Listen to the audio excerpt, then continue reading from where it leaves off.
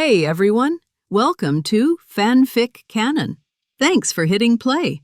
I'm thrilled to bring this fan-made story to life for you. If you enjoy the ride and want more narrated fanfics, smash, subscribe, and tap the bell so you never miss an episode. And if you want audiobook of a novel of your choice, join my Patreon. Request any title that's freely available online, and I'll produce a full narration just for you. Now, let's dive into today's adventure. Haha, wait, what? A young black-haired man froze, blinking in disbelief. He was standing on clouds, soft, white, endless clouds stretching beneath his feet. The last thing he remembered was detonating the enemy base with himself still inside. It had been the only way to ensure victory, to stop the next world war before it began. He'd been ready to die, but here he was alive, unscathed, surrounded by golden light. Surprised, an old man sat nearby at a small table, sipping tea as if this were the most natural thing in the world. His presence was calm, almost divine. Your actions saved millions, the old man said warmly. You prevented World War III. That kind of sacrifice earns quite a bit of good karma. The young man hesitated before stepping closer. Oddly, a sense of peace washed over him. He sat down across from the old man, his mind still spinning. So this is heaven, he muttered, rubbing his neck awkwardly. Didn't think I'd actually make it here. The old man chuckled. Heaven is one option, but I'm offering you another. The young man blinked. Another option? You can go to heaven, the old man said, smiling, or you can be sent to another world. His jaw dropped. Wait, what kind of world are we talking about? Do I get wishes, powers, a cheat? He'd completely abandoned the heaven idea in a heartbeat. The old man's eyes twinkled. Marvel, the word hit him like lightning. Marvel, as in superheroes, aliens, Thanos, and people who blow up planets for fun.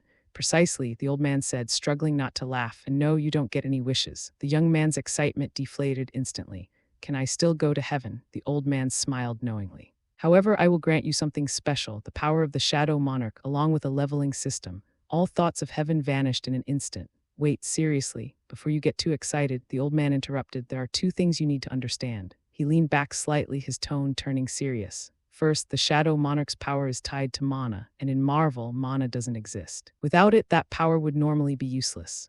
The young man's grin faded. Oh, that's bad, which is why, the old man continued, I'll grant you a weakened version of the Shadow Monarch's power, one that can evolve, earn your strength, and it will surpass the original. The young man nodded slowly. All right, I don't mind earning it. Good, the old man said with a hint of satisfaction. Second, your system will work differently. Stats won't be as simple as dumping points wherever you want. You'll have to keep your body balanced. Go all in on speed and your legs might tear apart. Focus on strength and your body might not support the weight. Realistic consequences. He smiled faintly. This world rewards those who understand balance. The young man could only stare, trying to process it all.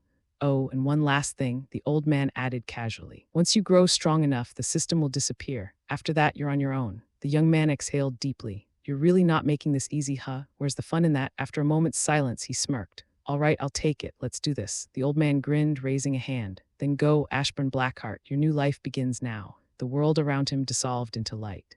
Marvel Universe Earth 2149. A body hit the ground. Ashburn gasped awake, staring at the bright blue sky above. The air smelled faintly of iron and decay. He pushed himself up, wincing, and stared at his hands. They weren't his. This isn't my body, he muttered. His voice sounded different too. A sudden chime echoed in his head. System activated status screen opened, a translucent window flickered into view before his eyes. Name Ashburn Blackheart, race, human age, 28 seconds, level, 1 title S. None stats, HP, 15/15 MP, 13/13 power, 1 speed, 1 durability, 1 intelligence, 1 charm, 1 class job, Shadow Monarch skill, Shadow extraction. He blinked at the floating text, rereading it several times. So this is real. For a long moment, he stood there, surrounded by trees and silence. A soldier turned sacrifice had just been reborn in the world of Marvel. And this time, he wouldn't just survive, he'd rise. 2.5 hours to fully heal, not bad.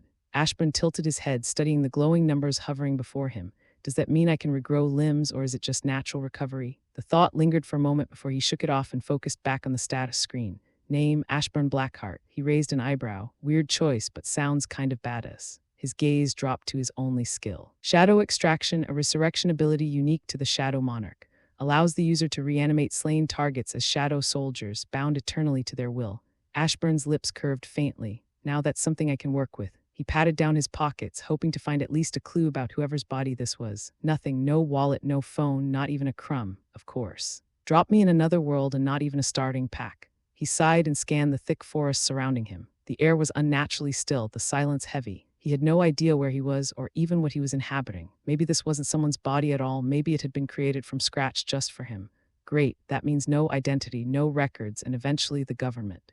His temples throbbed. That's going to be a nightmare. He started walking, crunching over leaves, when something darted out of the underbrush, a rabbit, except it wasn't running away. It was charging straight for him. Ashburn's instinct screamed. The system flickered. Name zombie rabbit level when he froze. You've got to be kidding me. A zombie in Marvel. Then the notification popped up. New mission, you found yourself in the Marvel universe of zombies. Objective, kill 10 zombies. Reward zombie virus immunity, 2 levels penalty, death.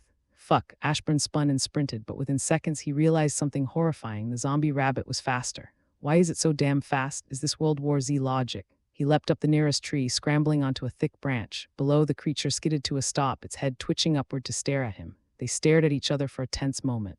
Then Ashburn had an idea. He steadied his breathing, shifted his weight, then dropped. Crack. He crushed the rabbit beneath him, immediately rolling off its corpse. Please don't bite me, please don't bite me. The body twitched once, then went still. Ashburn stood there, chest heaving. First kill. He raised a hand. Arise. The world darkened. Shadows coiled from the corpse, spreading like black ink before condensing into a small, eerie silhouette. A rabbit made of pure darkness opened its glowing blue eyes. Ashburn's relief was short-lived. A glance at his MP made his eye twitch. 2 MP for that? He sighed. Figures this version's nerfed. He studied the small creature hopping around him. Well, at least you're cute. Wish you came with a zombie virus upgrade or something. He chuckled quietly, but then froze. Leaves rustled. Dozens of small figures moved through the trees, closing in fast. Rabbits, frogs, anteaters, and behind them a bear. A rotting, half-decayed bear the size of a van lumbered through the trees, its ribs showing, its eyes glowing faintly yellow. Ashburn's stomach turned. Oh, hell no. He scurried back up the tree, clutching a branch like his life depended on it. Go, distract it, he ordered the shadow rabbit. The small creature twitched, then bolted toward the monster without hesitation. The bear's head turned. It roared a wet, bone-rattling sound and charged.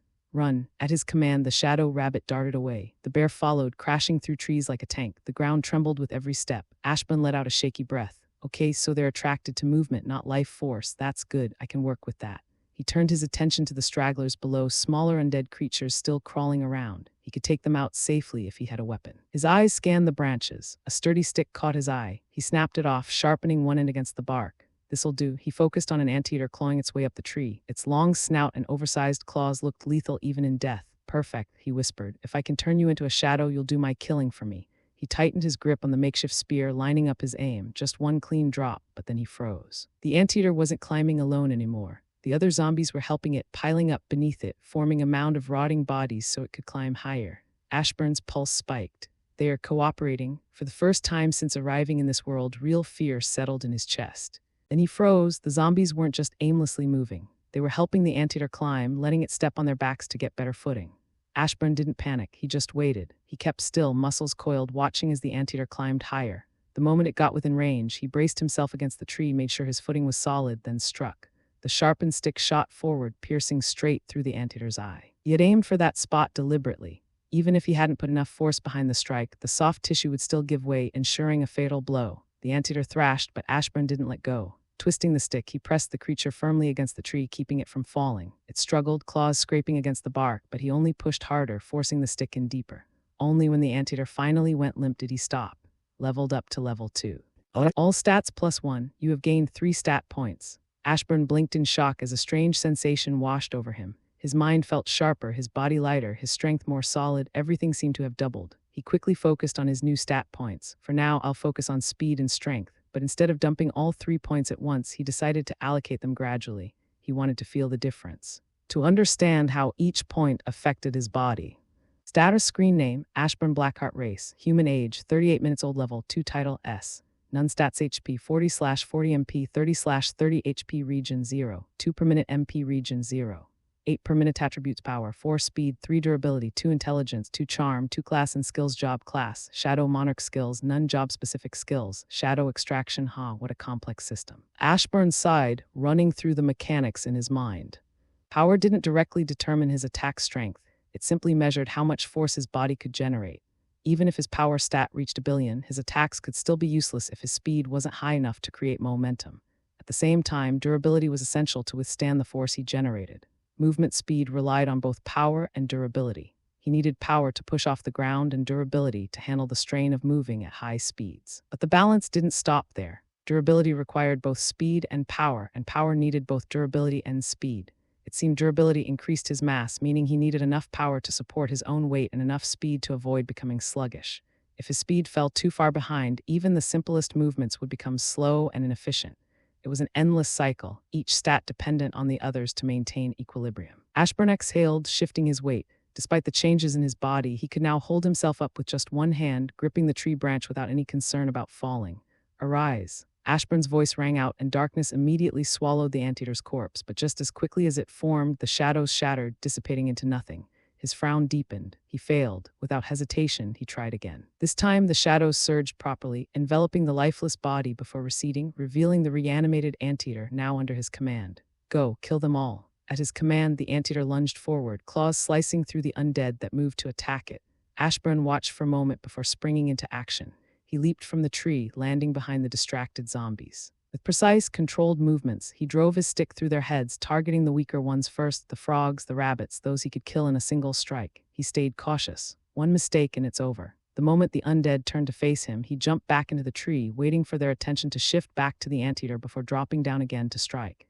The anteater fought relentlessly, shrugging off every hit it took. As long as Ashburn had MP, his shadow soldier would continue to recover. Before long, the battlefield fell silent. The last zombie collapsed, and a system notification flashed before him. Ashburn didn't simply complete his missions, but he also gained 2 extra levels from the slaughter. Mission complete. You found yourself in the Marvel universe of zombies. Objective: kill 10 zombies. 15/10 reward: zombie virus immunity, 2 levels punishment. Death. Congratulations, host. You have leveled up to level 6, +6 to all stats. You have gained 18 free stat points. The host has gained zombie virus immunity. Milestone reached. Congratulations on reaching level 5, +2 to all stats. New skills acquired: Shadow Preservation, Stealth. Oh, I didn't expect there to be milestones. And I even got a new skill. Ashburn focused, calling up the skill descriptions. Shadow Preservation, LVL1, a specialized shadow storage ability that allows the user to store, summon, and reabsorb shadows within their own shadow. Subskill 1, Storage Capacity. Shadows can be stored indefinitely in a stasis-like state until summoned. Subskill 2, Instant Summon. Stored shadows can be summoned instantly, allowing for strategic deployment in battle. Skill 3, Reabsorption. Shadows can be reabsorbed into storage without requiring a physical medium, preserving them for later use. Stealth allows the user to blend into their surroundings, becoming invisible both physically and magically. Mana cost 200 MP to activate, 10 MP per second to maintain. Nice. Ashburn wasted no time, allocating all 18 of his available stat points. When he was done, he pulled up his updated status screen. Status screen name: Ashburn Blackheart race. Human age: 53 minutes old. Level 6. Title: S. None stats: HP 245/245 MP 186/186 HP. Region 1 4 per minute MP. Region 2 8 per minute. Attributes: Power 19 speed, 15 durability, 14 intelligence, 13 charm, 10 class and skills. Job class: Shadow Monarch. Skills: Stealth. Job specific skills: Shadow Extraction, Shadow Preservation, LVL1. Ashburn grinned, flexing his fingers as the surge of power coursed through him. He was now far beyond normal human limits, but there was no time to dwell on it. His gaze shifted toward the scattered remains of the undead. With a simple command, shadows erupted from the corpses, consuming them in darkness. With a simple command, shadows erupted from the corpses, consuming them in darkness. Moments later, his newly created shadow soldiers stood before him, silent, awaiting orders. "Let's go. We're hunting a bear." With that, Ashburn surged forward, his body launching into motion at extreme speed. The power coursing through him was overwhelming, effortless. He leaped high into the air, landing smoothly on a tree branch before springing off to the next. The world blurred around him as he moved. New mission: Zombie Killer. Objective: kill 1,000 zombies in 1 week. Only humans. Reward: Flash Step. A new title: +5 to all stats. Punishment: -10 to all stats. Humans. Ashburn frowned. That complicated things. He wasn't ready to step into the cities, not yet. Running into a superhuman now would be bad. He needed to build his army first. Only then would he stand a chance. Ashburn's eyes locked onto the bear still chasing the shadow rabbit. By now, a good number of undead had joined in, forming a small hunting pack. Among them were smaller bears and various other animals, all moving in unison after their target. He didn't waste time. With a burst of speed, he closed the gap, leaping from a tree branch and dropping straight onto the massive bear. His fist came down like a hammer, slamming into its skull with devastating force. Bone cracked, and the bear collapsed instantly. Before the other undead could react, Ashburn sprang off the fallen beast, landing back in the trees to avoid the incoming attacks. He perched on a branch, watching them scramble below. If I had to pick a role, I'd definitely be an assassin. The thought made him smirk. On top of being a necromancer, adding assassination techniques to his arsenal would make him ridiculously broken. Arise! At Ashburn's command, shadows surged over the fallen bear, twisting and reforming its body. Moments later, a massive shadow bear stood in its place, letting out a deafening roar that echoed through the forest. Ashburn grinned. Go. The next 3 hours were slaughtering every undead in this forest. With the shadow bear leading the charge, the massacre began. 2 days later, the results spoke for themselves. Ashburn's shadow army had grown. Bears, snakes, coyotes, moose, mountain lions, they formed the core of his forces. And unlike normal beasts, they were far stronger than their living counterparts. After all, shadow soldiers didn't just exist, they grew stronger through slaughter. It's going to be risky going there, but from what I remember, those zombified heroes left Earth after devouring Galactus. So I shouldn't run into any of them here. Seated atop a massive shadow moose, Ashburn gazed at the city ahead. He exhaled in relief. It wasn't New York. This wasn't DC, where heroes were spread evenly across the world. In Marvel, the vast majority of superheroes were concentrated in New York. If he had ended up there, survival would have been a nightmare. Go! At his command, the dozens of shadow soldiers behind him burst forward at extreme speed, charging toward the city like a relentless tide. Meanwhile, his moose moved at a steady pace, unbothered by the urgency. The others surged ahead, spreading out as they advanced. But it didn't take long, just a few dozen minutes, until something caught his attention. What the? Ashburn's eyes narrowed as he felt a massive drain on his MP. One of his shadow soldiers had just been one-shot, and a huge chunk of his energy had been consumed trying to restore it. No hesitation. He leaped off the moose and vanished in an instant. At his current speed, he was faster than any race car on Earth. In the blink of an eye, he was inside the city, his gaze immediately locking onto the battlefield. There, amidst the chaos, his shadow soldiers were locked in combat against one zombie, one completely engulfed in flames, which was causing it to scream in pain. A mutant. Ashburn's mind raced. In Marvel, mutants were the next step in human evolution, born with extraordinary abilities. Some were gifted with immense power, others, like this one, were cursed with it. This mutant could produce flames, but ironically, it wasn't immune to them. To make matters worse, the fire seemed to heal it. The more it burned, the more it regenerated. It was trapped in a constant cycle of agony, never truly dying as its own flames restored it. Fall back, I'll handle this. At Ashburn's command, the shadow soldiers immediately withdrew, forming a perimeter as he stepped forward. The flaming zombie turned to face him, but before it could react, boom. Ashburn's fist smashed into its head with devastating force, sending it flying right off its shoulders. The flames flickered and died out as the body collapsed. Without hesitation, Ashburn raised a hand. Arise! Darkness erupted from the remains, swallowing the corpse whole. Given the sheer difference in power, resurrecting the mutant as his shadow soldier was effortless. Shadow soldiers don't feel pain, so you're free from that suffering now. Ashburn patted his first human shadow soldier on the shoulder, watching as the flames that once consumed him flickered darkly within his new form. I'll call you Torch. The newly reborn shadow stood silently, awaiting orders. Your task is simple, find more like you. I don't care how weak they might seem. If they're mutants, bring them to me. This city will be my base. Kill any other zombies if you want, grow stronger. With that, Ashburn summoned a moose from his army, motioning toward it. Take this as your mount. Torch bowed in silent acknowledgement before climbing onto the moose. Without another word, they raced off, disappearing into the city to begin their hunt. Ashburn exhaled, turning his attention to the buildings around him. He needed weapons. Slipping inside one of the abandoned structures, he began his search. Daggers. If he was going to take on the role of an assassin, they would be the perfect fit. I should start picturing my ideal weapon. Ashburn's mind drifted as he imagined the perfect fusion: adamantium for indestructibility, vibranium for absorption, uru for enchantment, and mysterium for the unknown potential it held.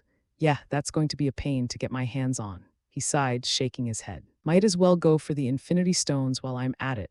His eyes landed on a pair of kitchen knives lying on the counter. They weren't ideal, but for now they do. He picked them up, testing their weight in his hands before gripping them firmly. Just then, the system flashed. New mission, Dagger Mastery Objective. Master dual-wielding daggers.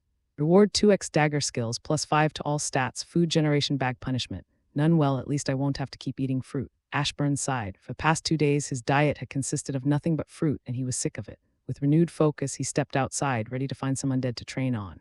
Mission complete. Zombie killer objective. Kill 1,000 zombies in 1 week, only humans. Reward, Flash Step, a new title. Plus 5 to all stats.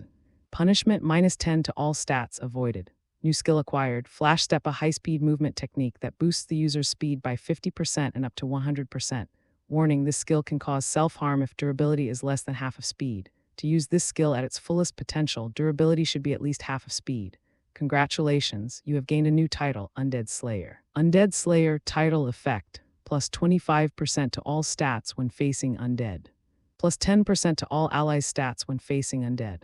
Status screen name, Ashburn Blackheart race, human age, 3 days and 8 hours old level, 11 title S, undead slayer. Stats HP 460/460 MP, 330/330 HP region 2, 5 per minute MP region 8, 8 per minute. Attributes power 42 speed, 32 durability, 25 intelligence, 22 charm, 22. Class and skills job class, Shadow Monarch skills, stealth flash step, shadow inventory job specific skills, shadow extraction, shadow preservation, LVL1. Upon reaching level 10, Ashburn had unlocked shadow inventory, a milestone reward. This ability granted him the power to store an unlimited number of items within his shadow and retrieve them at will. Yet despite all his progress, he sighed. I didn't even level up. These low-level zombies were no longer enough. If he wanted real growth, he needed a greater challenge, superhuman zombies. Shaking his head, he effortlessly dodged the clumsy attacks of the horde surrounding him, his movements fluid and precise. His gaze swept over the undead with clear disinterest. With a mind stat of 22, his cognitive abilities were 22 times sharper than the average human. Factoring in his speed stat, his thought process operated at an astonishing 32 times the normal rate. Every movement, every attack, every feint, he processed it all instantly, reacting before his enemies could even register a change.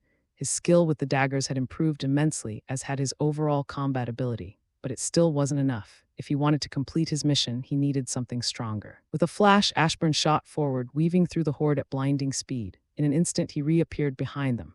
A beat passed, then thud, thud, thud. Dozens of undead heads shot into the air, their severed hands falling alongside them.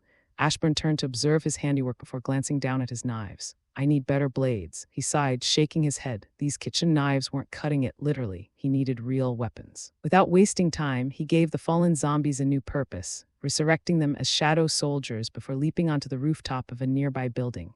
From his vantage point, he overlooked the city below, where his ever-growing army of shadow soldiers dominated the streets. Reaching out through his connection, he called for his first human shadow. Torch, have you found any mutants? Over the past few days, he hadn't just focused on mastering his daggers, he had also helped Torch refine his powers. Ashburn might not have flashy abilities like Torch, but he had knowledge, creativity, and a strategic mind, and he was putting them all to use. Sorry, my lord, finding mutants is difficult if they don't reveal themselves. I could create a large fire beam to draw them toward me if you'd like. Torch's voice echoed through their link. No, I don't want any of those all-knowing guys catching wind of me. Ashburn frowned, mind racing. There was at least one being in Asgard who could see everything that happened across the 9 realms. Right now, Ashburn was likely within his line of sight. But just as a person could see every grain of sand on a beach without focusing on any single one, Heimdall wasn't watching him specifically. Yet the bigger an impact Ashburn made, the higher the risk of drawing unwanted attention, and he wasn't ready for that. Keep searching. I've cleared out the city. I'll be moving to the next one. With those parting words, Ashburn shifted his focus, scanning the distant skyline. The next city would bring new opportunities. But just as he was about to move, a system screen appeared before him. New mission, mutant hunt objective. Hunt down 100 mutants and have them join your shadow soldiers. 1/100 reward, 6th sense, will to recover, mana manipulation punishment, -15 to all stats. I wonder what 6th sense would be like. Ashburn's thoughts lingered on the reward for a moment before he refocused. Without hesitation, he sent a command to his shadow army. Spread out. Find me more mutants. The city was already cleared of undead, making it useless to him now. His forces, even the smallest among them, were at least twice as strong as a normal human, yes, even the frogs. The city had originally housed 15,000 zombies, all of whom now marched as part of Ashburn's shadow army. With such overwhelming numbers at his command, the likelihood of any mutant slipping past them was non-existent. His soldiers had no need for rest, no exhaustion to slow them down. They could run at full speed indefinitely, scouring every inch of land for their targets. Then another system notification appeared. New mission, New York City objective. Go to New York and slaughter all zombies. Time limit, 6 months reward, +5 levels, +10 to all stats, a skill punishment, stuck in this universe until all zombies are killed. Fuck, Ashburn's mind raced. How the hell am I supposed to kill someone like Deadpool? Forget Deadpool, New York was home to countless dangerous individuals he didn't even want to be near. How was he supposed to clear that city? 6 months, fine, I'm not staying in this place forever. Ashburn clenched his teeth, frustration simmering beneath the surface. He exhaled sharply, scanning his surroundings before leaping off the rooftop. While waiting for his soldiers to report back, he focused on gathering more weapons. He needed better gear if he was going to take on the challenges ahead. It didn't take long before one of his shadow soldiers sent a report they had found a mutant. Without hesitation, Ashburn took off. He moved like a blur through the streets, his speed nearing that of the fastest cars, though not quite there yet. Still, he covered ground fast. In less than 30 minutes, he arrived at the city where the report originated. What he saw was chaos. His shadow soldiers were locked in battle, clashing against a swarm of zombies. What should have been an easy battle had become more troublesome. One of the zombies was a mutant, and its ability, it could fire a beam from its stomach, a ridiculous ability but effective. The beam wasn't strong enough to rip through a car, but it could still deal significant damage. That alone wouldn't have been a problem, but the mutant zombie wasn't just attacking blindly, it was smart. It used the other zombies as shields, keeping itself protected while it fired off its attacks. Well, at least the beam travels at the speed of light. Ashburn sighed, slightly disappointed. The ability had potential, but the raw power was lacking. Still, light-speed attacks weren't something most could dodge. Ashburn gripped his knife, took aim, and threw. The blade cut through the air, striking the mutant zombie square in the head before it could react. The impact was instant, skull pierced, brain destroyed. The lifeless body collapsed as the knife continued its path, exiting cleanly through the back of its head.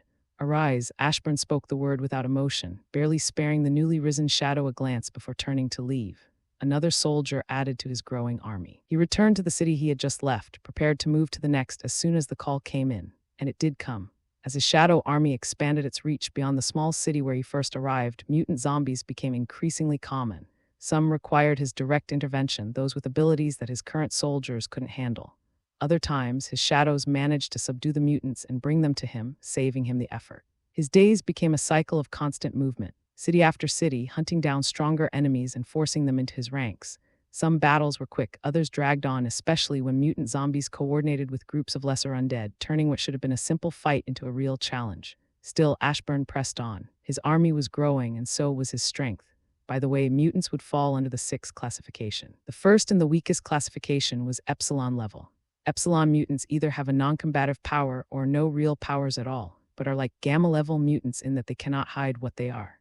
To count as an Epsilon-level mutant, you have to possess very little to no special abilities and a mutation that extremely negatively affects your day-to-day life. Some mutants of this level are killed by their mutations. Delta-level Delta mutants don't have any significant flaws. The only problem is that Delta mutants don't have powers that match an Alpha mutant or even a Beta or Gamma mutant. At least 50% of mutants are Delta mutants, making them the most common type of mutant. Some examples of Delta mutants are Forge, Domino, and Callisto. Gamma-level Gamma mutants are very powerful mutants, but they have flaws. Unlike the Beta mutants, a Gamma mutant's flaw is a major flaw that makes their life very hard. A good example is Blink. Blink's power of creating teleportation discs and energy projection makes her pretty handy in a fight. Along with this, she has lilac skin, eyes with no visible pupil or iris, pink hair, and strange facial markings. While Alpha and Beta mutants can pass as regular-looking humans. Gamma mutants cannot because they have physical defects, like Blob or Marrow. Beta level, as far as how potent their powers are, Beta mutants are on the same level as Alpha mutants. The difference between Beta mutants and Alpha mutants is that the Beta mutants have flaws, albeit very small flaws. The Beta mutants are also believed to be about 10% of the mutant population. One example is Wolverine. He may seem human at first, but along with not being able to turn off his powers, he has an extra set of bones and muscles in each forearm, thus his famous retractable claws. Gambit can control his power and mostly seems human, but he has red eyes and black scleres. An alpha-level mutant is someone who looks no different from any other human being and whose powers are pretty effective in combat. Likewise, they have no limitation placed on them as a result of their X gene. Kitty Pryde looks like any normal lady and is capable of walking through walls. Dazzler seems no different than others, but can absorb sound waves and redirect them as light or lasers. Colossus looks like a living metal man when he uses his power, but he can then turn it off and resume the appearance of a normal person. Mutant Rogue is now an alpha-level mutant since she can control her power, but once was a beta level. Omega level, an omega-level mutant is one with the most powerful genetic potential of their mutant abilities. Some abilities depicted by mutants described as omega level include immortality, extreme manipulation of matter and energy, high psionic ability, strong telekinesis, and the potential to exist beyond the boundaries of the known physical universe. No firm definition has been offered in comics. These are mutants whose power levels are such that they are considered the most serious threats, capable of wide-scale destruction and proving very difficult to take down, contain, or kill. Anyways, the Alpha, Beta, and Gamma class mutants are all roughly the same power level. It would be possible to have Alpha and Gamma class mutants with, say, super strength who were completely equally matched, but the Gamma one has purple skin with pink polka dots.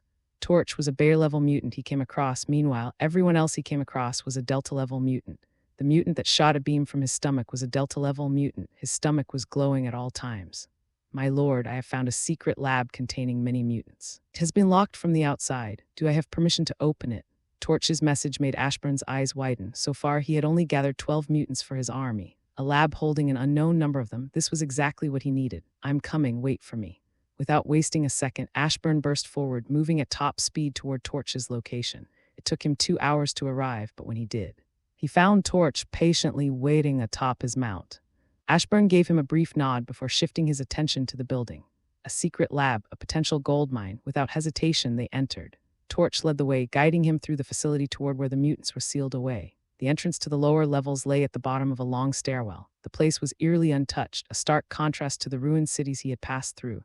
No signs of zombies, none had wandered in, but the signs of panic. Those were everywhere. Ashburn came to a stop before a large metal wall, reinforced and sealed tight. Small windows lined its surface, allowing a glimpse inside. What he saw was a swarm of zombies, all former mutants, slamming against the walls, desperate to break free. Weird that this place still has power. The lights inside were still on, casting an eerie glow over the struggling undead. Weird that this place still has power. The lights inside were still on, casting an eerie glow over the struggling undead. This wasn't just any containment chamber. This was built to suppress mutant abilities, which meant that the zombies locked inside weren't ordinary. If the power keeping this place functional failed, there was no telling what kind of abilities they might unleash. Ashburn exhaled sharply, thoughts drifting to the mutant massacres that had happened in some Marvel universes, where their numbers had been reduced from millions to mere hundreds of thousands. He wasn't sure if this world had suffered a similar event, but it didn't matter. Mutants were dangerous, and right now he had no way of knowing just how dangerous the ones inside could be. Better not take any chances. His decision was made. He would go in and kill them all, just in case they possessed any overpowered abilities. New mission, free the zombies objective. You came across mutant zombies trapped within a room that suppressed their powers. Free them and fight them at their best, otherwise you're just being rude. Targets 0/43 reward, bloodlust plus 30 intelligence punishment, none. Damn, Ashburn stared at the mission prompt, weighing his options. The system wasn't forcing him to take this mission. He could walk away if he wanted to, but plus 30 intelligence and a skill called bloodlust, those rewards were too good to ignore. The system wouldn't offer this mission if there wasn't an overpowered mutant in there. That was the real concern. But was it worth the risk? After a moment of deliberation, he made his choice. With a thought, he recalled all his shadow soldiers into his shadow. Torch, melt the door down. His fiery shadow soldier obeyed, stepping forward and unleashing a wave of heat, metal hissing as it began to liquefy and crumble away. The containment had held for who knew how long, but against Torch's flames, it didn't stand a chance. As soon as the door weakened enough, Ashburn gave his next order. Return to my shadow. Torch vanished, slipping back into the darkness beneath Ashburn's feet. And before the first zombie could step out, Ashburn activated stealth, his presence disappearing entirely.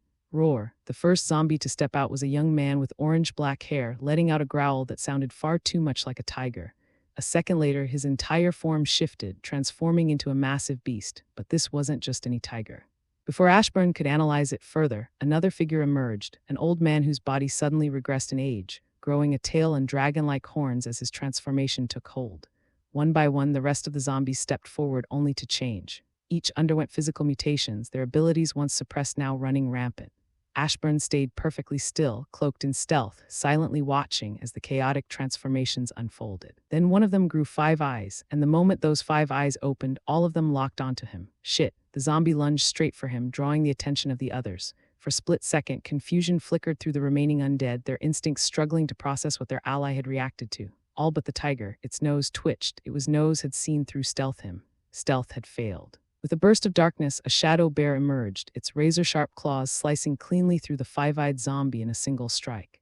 The bear wasted no time. It turned and ran, bolting toward the exit. Fighting in such a tight space wasn't ideal. They needed to draw the zombies out. The horde immediately followed instincts overriding thought, but Ashburn had other priorities. His eyes locked onto the dragon-like mutant, a clear threat. Seizing an opening, he appeared before him, knives in hand, and drove them straight into the man's eyes. The mutant howled in pain, but the attack wasn't enough. The knives stopped just short of piercing through the thick bone of his skull. Before Ashburn could react, the man's fist slammed into his stomach, the sheer force launching him backward. He crashed into the metal wall with a sickening impact, a mouthful of blood escaping his lips. Pain flared through his body, but there was no time to recover. A sharp, whistling sound cut through the air. Ashburn rolled to the side just in time to dodge as a jet of water shot past him. His pupils shrank as he saw the aftermath. The metal walls of the facility, thick, reinforced metal, had been pierced straight through. That wasn't just water. That was a high-pressure cutter, slicing through steel like paper. If that had hit him, he wouldn't have gotten back up. At least it lost its eyes. Next is the tiger. Ashburn gritted his teeth. He wanted to use stealth, but with his MP barely above 4, he could only afford 3 more activations at best. That wasn't an option. Instead, he made his move. In an instant, he activated Flash Step. His speed exploded, boosted by a staggering 50%. At this velocity, no supercar on Earth could hope to catch him. The world blurred around him as he shot past the zombies, rapidly closing the distance on the tiger, which had paused to glance back. Ashburn struck without hesitation, knife flashing toward its eyes, but the tiger wasn't slow. With a burst of shocking agility, it dodged, leaping aside with ease. Ashburn's attack hit nothing but air. Wasting no time, he abandoned the pursuit and raced toward his shadow bear, catching up as it neared the exit. His mind worked at high speed, analyzing the situation. The tiger zombie was too fast. A head-on fight would get him killed. The dragon mutant was powerful. He couldn't even damage its bones. He couldn't one-shot Ashburn yet. If he could transform into a full dragon, that might change. Best to avoid that risk. The other zombies hopefully were manageable. They needed to be eliminated first. He made a calm decision. Torch would handle the tiger. Unless that thing was immune to fire, Torch's flames should be enough to kill it. The dragon mutant would fight his army. They had the numbers. Surely they could buy time or do some good damage to that thing. Ashburn himself would focus on eliminating the weaker zombies, reducing the chaos, and gaining new powerful allies before dealing with the bigger threats. Ashburn stood alone, facing down 41 mutant zombies. It was just him against them all. He gripped his knives tighter, mind sharp and focused. If any of these mutants are as strong as those 2 my shadows lured away, this could get messy. Roar! The zombies surged forward, eyes gleaming with feral hunger. Among them, a blue-skinned zombie stood out. It waved a hand, pulling moisture from the air and shaping it into high-pressure water jets that shot toward Ashburn with deadly force. Ashburn dodged, twisting his body to avoid the searing jets. He mentally marked the zombie's position. It had to die the moment he found an opening. Flash Step, his form blurred, and in an instant he reappeared behind the horde, blades ready to carve through the closest threat. His eyes immediately locked onto a spider-like mutant zombie, its twisted form crawling unnaturally across the floor. Ashburn lunged, knives flashing toward the base of its skull, but dozens of eyes snapped open across the spider mutant's back, each one fixating on him. Ashburn aborted the attack, launching himself backward just as the spider zombie's limbs lashed out, piercing the space he'd occupied a moment before. The mutant raised its abdomen, and in an instant, a thick web shot toward Ashburn. He barely dodged, twisting to the side just in time. But there was no chance to recover. The web latched onto a nearby wall, and the spider mutant yanked itself forward, closing the distance in a blink. Ashburn tightened his grip on his knives, crossing them in front of him just as the mutant sprouted 4 sharp legs, all lunging to impale him. Fast, he managed to block the strike, but the sheer force sent him rocketing backward, boots skidding across the floor. Pain flared in his hand. One of the legs had pierced straight through his palm, and blood now dripped steadily from the wound. What a pain! Ashburn scowled, annoyed but unfazed. He didn't even bother trying to stop the bleeding. Why, simple. His recovery speed was already well beyond human limits. Even now, the wound was slowly knitting itself closed, and in less than a minute, it would be fully healed. Ashburn surged forward, closing the gap between him and the spider mutant. He sidestepped a sudden jet of water, only to be forced into a sprint as earth spikes erupted from the ground, narrowly missing him. His eyes flicked across the battlefield, searching for the zombie controlling the earth, but there were too many moving bodies and no clear sign of the culprit. Forget it. He refocused on the spider zombie, determined to end the fight quickly. But just as he shifted his attention, a web appeared before his face. Ashburn's eyes widened. The spider hadn't turned around to shoot the web from its butt. It can shoot webs from its mouth too. Reacting on instinct, Ashburn activated Flash Step. A surge of explosive speed propelled him forward, his movement doubling in an instant. The web missed by inches, snapping harmlessly through the air as Ashburn blurred past, the short burst of speed leaving the spider scrambling to track his movements. Damn. Ashburn glanced at his status. 250/575 HP. That single punch from the dragon mutant had done that much damage. That spider attack only did 50 damage. The only reason he was still standing was thanks to his title, Undead Slayer, which boosted his HP by 25%. Without it, he'd probably already be on the ground. Ashburn readjusted his grip on his knives, irritation flickering across his face. This assassin build, it's not enough. Speed and precision were useful, but the moment he couldn't dodge. He was done. He didn't want to be someone who only thrived in ambushes and quick kills. He wanted to be a one-man army, someone who could stand his ground in any fight without worrying that a single mistake would cost him everything. Flash Step. In an instant, his speed surged by 50% and he blurred forward, shooting towards the spider mutant. The creature twitched, caught off guard by his sudden reappearance. It raised its extra limbs, moving to block the expected strike. But Ashburn didn't strike. Instead, he threw his knives straight at the spider's face.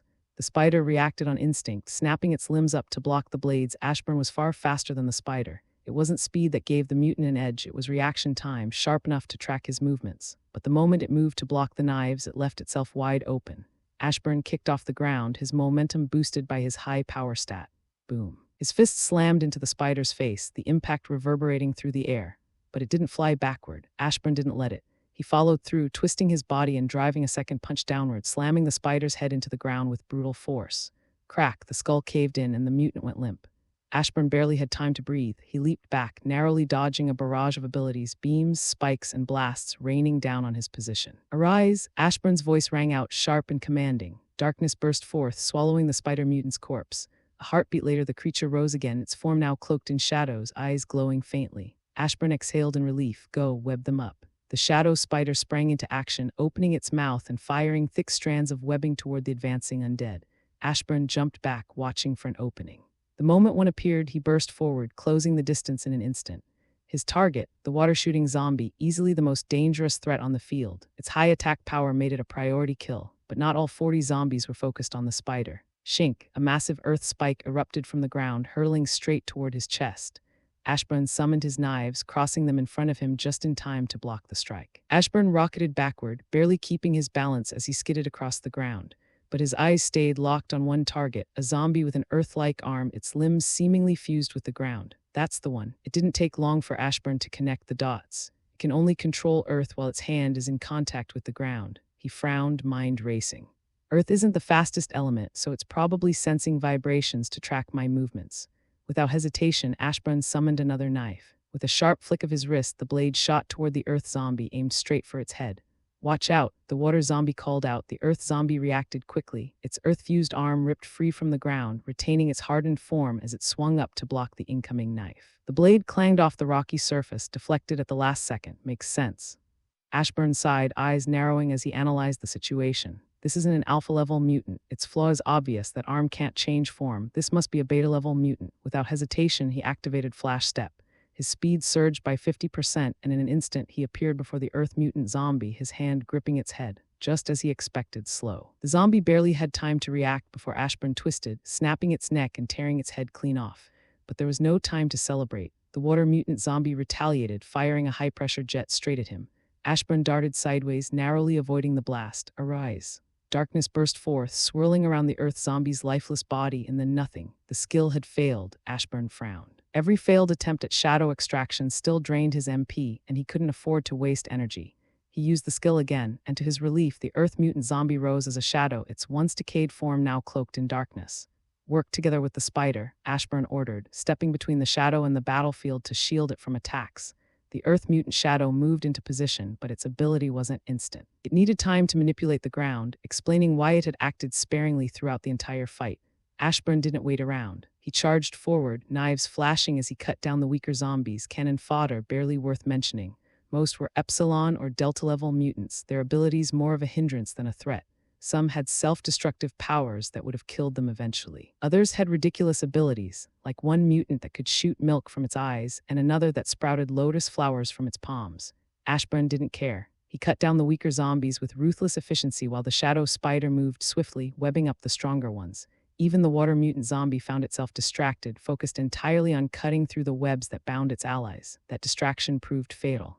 Crack. An earth spike erupted from the ground, impaling the water zombie from below, its body jerking before going limp. Not far away, thousands of shadows crawled across the back of a massive dragon, its sheer size towering like a tree. But size didn't matter. The shadows were relentless, ripping it apart piece by piece. The dragon couldn't even fly. Its wings were tattered, riddled with gaping holes, leaving it grounded and helpless. It was blind, its eyes stabbed through, the wounds serving as an entry point for countless shadows. They poured inside, devouring the beast from within. Its ears were overrun, its mouth stuffed with shadows, and even the lowest, most humiliating parts of its body, its rear and genitals, were being mercilessly attacked. Every weak point was under relentless assault. Given a few more minutes, the dragon zombie was sure to fall. But it was durable, incredibly so. These weren't the weak shadows Ashburn had at the start. His army had grown stronger, each soldier sharpened through countless battles. To make matters worse for the poor dragon, it couldn't even fight back effectively. The shadows weren't attacking from the outside, they were tearing into it from within, rolling over crushed a few, but it didn't matter. Those shattered shadows simply returned to Ashburn's shadow, waiting to be resummoned. He wasn't about to waste MP healing the expendable ones. Boom, a burst of flames erupted across the battlefield. Torch was on the move, his fire slamming into the tiger zombie, who retaliated by unleashing a powerful sound wave. The shockwave met the roaring flames head-on, the clash sending ripples through the air, but Torch didn't slow down. He shot around the tiger, propelling himself with bursts of fire, each blast boosting his speed. He was no longer just running. Bit by bit, Torch was approaching flight. Torch's powers were similar to the human Torch from the Fantastic Four, but with a key difference: Torch wasn't immune to his own flames. But what he lacked in immunity, he made up for with something far more dangerous. He was like an immortal phoenix. Ashburn didn't need to heal him. Torch's flames did it for him, constantly regenerating his body as long as the fire burned. That said, his flames weren't as hot as the human Torch's, which could reach temperatures rivaling the sun. The two combatants, Torch and the tiger zombie, were locked in a stalemate. Torch's flames surged, while the tiger darted around, its extreme speed and reaction time making it nearly untouchable. In fact, Torch realized something unsettling. This tiger might actually be faster than Lord Ashburn. Even if Ashburn pushed Flash Step to its absolute limit, he'd still struggle to keep up. But speed alone wasn't enough. The tiger couldn't harm Torch. His flames healed every wound, burning away injuries faster than they could form. And the tiger had to stay cautious, because if Torch ever found a moment to charge up an attack, the heat alone could kill it instantly. Need help? Torch's head snapped to the side, eyes widening as he spotted Ashburn, now standing tall, fully restored. Leveling up had refilled his HP and MP, giving him the strength to raise all 41 zombies he'd slain as shadows. Torch lowered his head in shame. "My deepest apologies, Lord," he said, voice tight with frustration. "We seem to be evenly matched."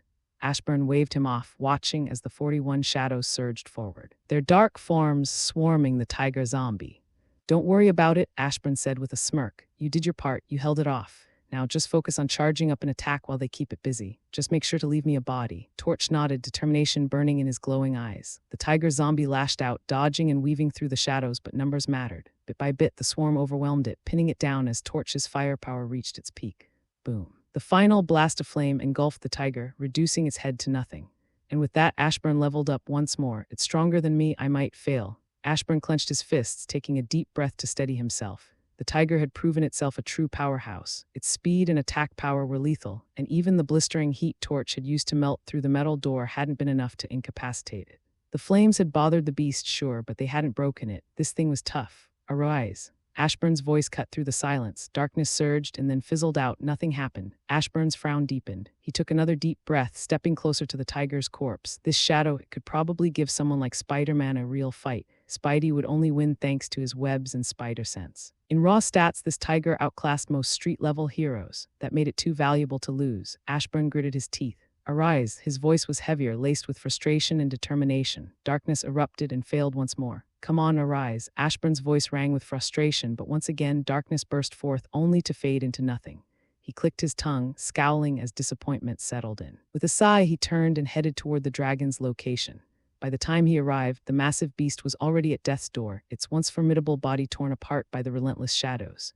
Ashburn watched quietly, letting the shadows finish the job. The moment the dragon collapsed, its final breath rattling through the air. Level up. Mission complete. Free the zombies objective. You came across mutant zombies trapped within a room that suppressed their powers. Free them and fight them at their best, otherwise you're just being rude.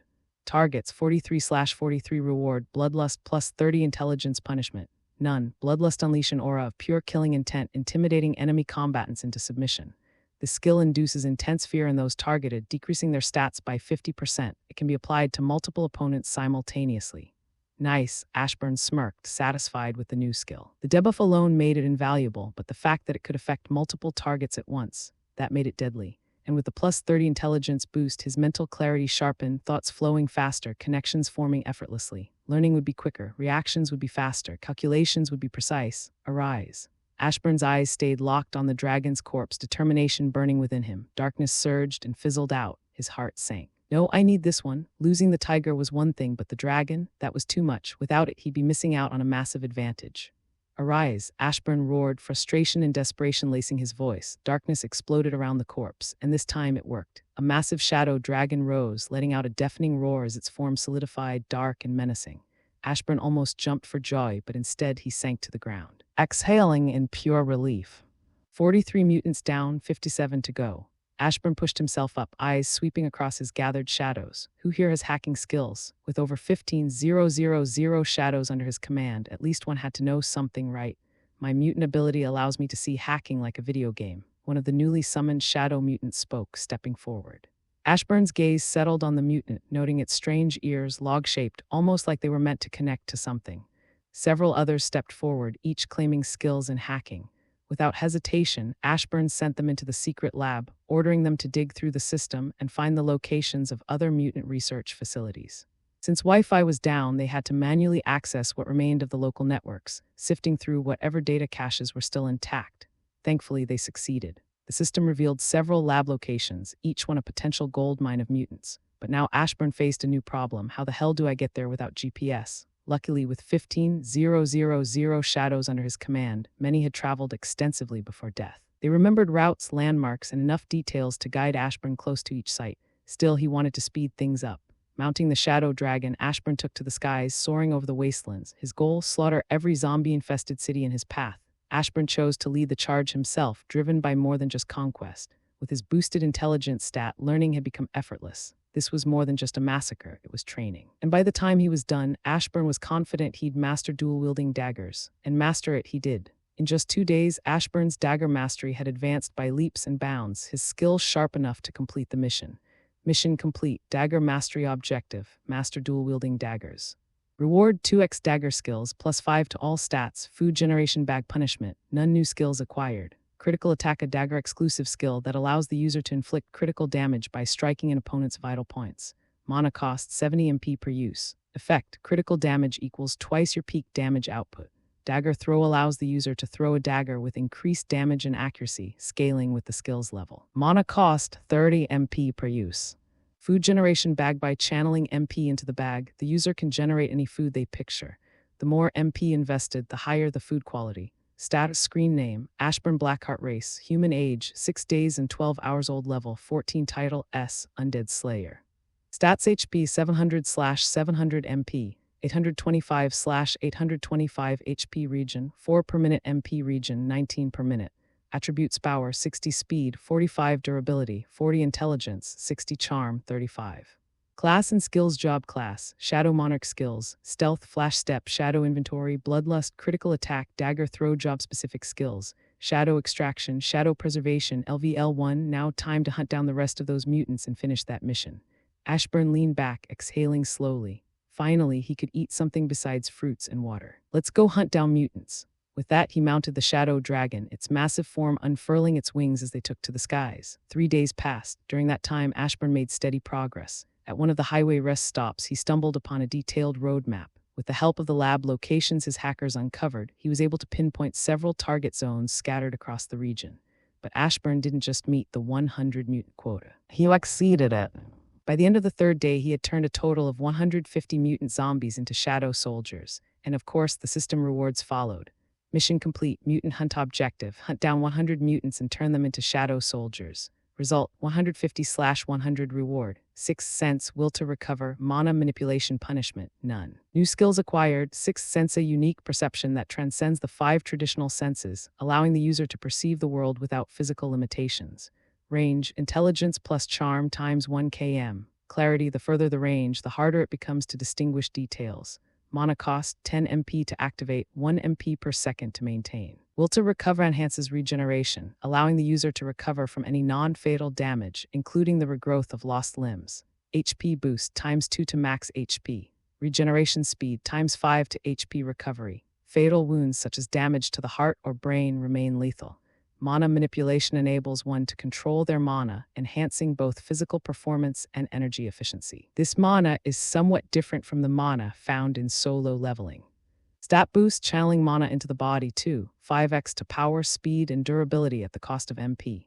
MP boost times 2 to max MP. Regeneration speed times 5 to MP recovery. Mana manipulation quickly proved to be Ashburn's most valuable skill. By channeling his MP, he could enhance nearly anything. His daggers cut sharper, his movements flowed smoother, and every strike landed with greater impact. Even more impressive, attacks infused with mana didn't just hit harder, they were harder to heal from, like the wounds were burned into existence. Ashburn had even started experimenting with mana constructs, shaping solid forms from raw energy. Costly? Absolutely. Worth it? Definitely. After all, every attempt refined his control, pushing his efficiency higher with each success. That's New York City, Ashburn spoke aloud, his eyes narrowing as the iconic skyline appeared on the horizon. He exhaled slowly, the weight of the task ahead settling on his shoulders. The zombies here had devoured Galactus and left Earth, venturing into the cosmos to hunt across the universe. That meant his main goal should be, wait, Ashburn froze, a forgotten detail flashing in his mind. Didn't all the zombies leave Earth to hunt across the universe? The thought hit like a shockwave. In the comics, the handful of surviving humans eventually returned to find Earth completely emptied of zombies. The infection had moved on, leaving the planet eerily deserted. And the ending, Ashburn remembered it clearly. The story closed with a handful of zombified heroes appearing on a distant planet, continuing their endless hunger. Ashburn shrugged after a moment of thought. It didn't really matter. What did matter was the horde of zombies he could now sense throughout New York, their presence clear thanks to Sixth Sense. Don't act just yet, Ashburn muttered, eyes narrowing as he scanned the sprawling city. We need to find 5 people: Franklin Richards, Scarlet Witch, Jean Grey, Professor X, and Nate Grey. Those names weren't random. They were Omega-level threats, powerhouses capable of warping reality, shattering minds, or rewriting existence itself. If they'd been zombified, they'd be catastrophic. But if he could kill them and raise them as shadows, he'd be unstoppable. Ashburn leaped off the shadow dragon, his daggers gleaming as he descended toward the city streets. Destination, the Baxter Building, home of the Fantastic Four. Franklin, wake up, you have school. A blonde-haired zombie called out, her decayed voice strangely tender as she tried to rouse her child from sleep. Yes, zombies lived a twisted echo of their former lives, clinging to routines they once cherished. But one thing never changed: the hunger. That insatiable, gnawing hunger that never faded, no matter how much they devoured. In the comics, it was this endless hunger that had driven the zombies to abandon Earth, leaving the planet barren as they scoured the universe for new prey. But in this universe, only a handful ever left. Why? Franklin Richards. After being turned into a zombie, Franklin had warped reality itself, reshaping the world. Ashburn had never seen it firsthand. Hell, he didn't even know zombies could speak until a few days ago while he was cutting through hordes like a reaper. Ashburn never realized there was a system in place among the zombies. They worked, earning a living in the form of food that appeared out of nowhere, seemingly conjured by Franklin's power. This gave the zombies purpose, something to distract them from their never-ending hunger. But Franklin hadn't stopped there. He tried everything: resurrecting the dead, erasing the zombie virus, and even bringing himself back to life. Every attempt had failed. He had even collaborated with other reality warpers, hoping their combined strength would succeed, but nothing worked. Eventually, failure became routine, and this twisted existence became normal. I wonder if Iron Man and the others found something out there, Franklin mused, dragging himself out of bed and getting ready for school. He remembered Iron Man and the others, their bellies full after devouring Galactus. But that satisfaction, it had lasted barely a second. The hunger returned, worse than ever. Desperate, they had left Earth, driven by insatiable cravings. Franklin had wanted to stop them, dreading the spread of the zombie virus across the universe. But he couldn't, not when the Avengers, now zombified and infused with cosmic energy, stood alongside the undead Galactus. Even Franklin Richards, zombie or not, was powerless to stop them. Franklin regretted not taking a bite out of Galactus. If he had, he was certain he would have gained cosmic energy, making him even stronger. But it was too late for that now. All he could do was wait for Iron Man and the others to return with good news. After all, Iron Man wasn't a fool. He knew the truth. One day, all life across the universe would be zombified, and when that happened, what would they eat? So Iron Man and the others had promised to find a cure, because if they didn't, their endless hunger would become torture. Where's Dad? After getting ready, Franklin stepped outside, where he found his mother waiting. She had once been known as the Invisible Woman, a hero. Well, she still was. Because while life among the zombies had become structured, it was far from peaceful. Some zombies had resorted to eating their own, driven by hunger to the point of cannibalism. Even among monsters, it was a disgusting act, one that horrified the rest and kept them living in fear. So heroes were still needed, not to protect the living, but to protect zombies from other zombies. You know him, Sue Storm sighed, her tone heavy with resignation. Her husband, Reed Richards, was the smartest zombie alive, and he'd thrown himself into endless research, determined to cure the zombie virus. To this day, he hasn't stepped out of his lab. Why would he? Zombies didn't need food, water, or sleep. Reed could work indefinitely, chasing a solution that always seemed just out of reach. This isn't your fault, Franklin, Sue added, noticing the guilt etched across her son's face. We all have limits to our powers. Franklin looked away, frustration simmering beneath the surface. I know, but if I could age, I'd get stronger. He never finished the sentence, because in the next instant, Franklin was crushed, effortlessly. Sue barely had time to register the attack before her head burst into flames, her thoughts ending in an instant. In the span of a heartbeat, both mother and son were dead. That was easier than expected, though sneaking in wasn't exactly a walk in the park, Ashburn muttered, his tone casual as he called Torch back into his shadow. He had barely arrived, and the moment he spotted an opening, he hadn't hesitated. Franklin dead, Sue dead. Ashburn's gaze shifted, locking onto the sea of nullification spreading out before him, a lingering aftereffect of Franklin's death. Ding, you have killed a powerful individual. The host has reached the maximum level gain from a single kill. The host has leveled up to level 29. all stats, plus 57 free stat points, plus 90 congratulations on reaching a milestone level 15. Gained Shadow Exchange. Congratulations on reaching a milestone level 20. Gained Ruler's Authority. Congratulations on reaching a milestone level 25. You're now a quarter the way to level 100. Your job class, Shadow Monarch, has grown stronger. You now have a higher chance of bringing raised targets as shadows with less MP cost. The Congregation Shadow Preservation has improved to Shadow Preservation V2. Gained plus 25 to all stats. Gained level 25 gear. Gained a new title, Impossible Killer. Gained 3 100% arise chances. Whoa, Ashburn blinked, stunned by the sheer amount of gains. Well, he'd expected most of them, but seeing it laid out like this still hit differently. Shadow Exchange was straightforward, swap places with any shadow. It came with a 3-hour cooldown, but that didn't bother him. It was the kind of skill that could save his life if used right. Ruler's Authority was even better. It was basically telekinesis, and if his memory served him right, it didn't even consume MP. That alone made it priceless. But the real game changer was the Shadow Preservation upgrade. Now his shadows could share their senses with him, turning them into perfect scouts. He'd see, hear, and feel everything they did. That'll make information gathering a breeze. Level 25 gear. Unique gear gifted for reaching level 25. Each piece boosts stats individually, but equipping the full set grants a unique bonus. Level 25 gear. Shirt, a plain white t-shirt that never gets dirty. No sweat. No odor. Wearing it keeps you perfectly clean at all times. Stat bonus plus 15 to all stats.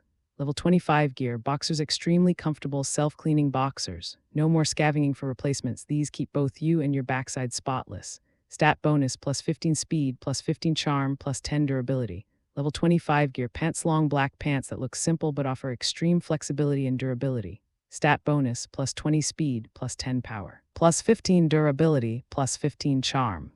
Level 25 gear. Shoes, red, white, and black shoes designed for peak movement.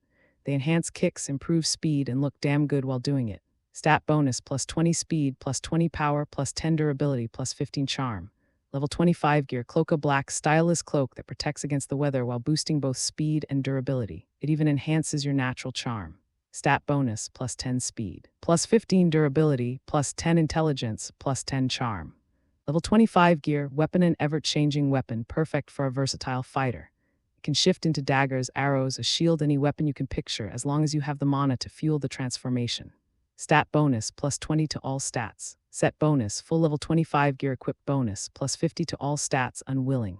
Unwilling, when HP hits 0, you gain a second chance at life with 100% HP and MP restored. Drawback, this skill can only be used once per year, and upon activation you will lose 5 levels.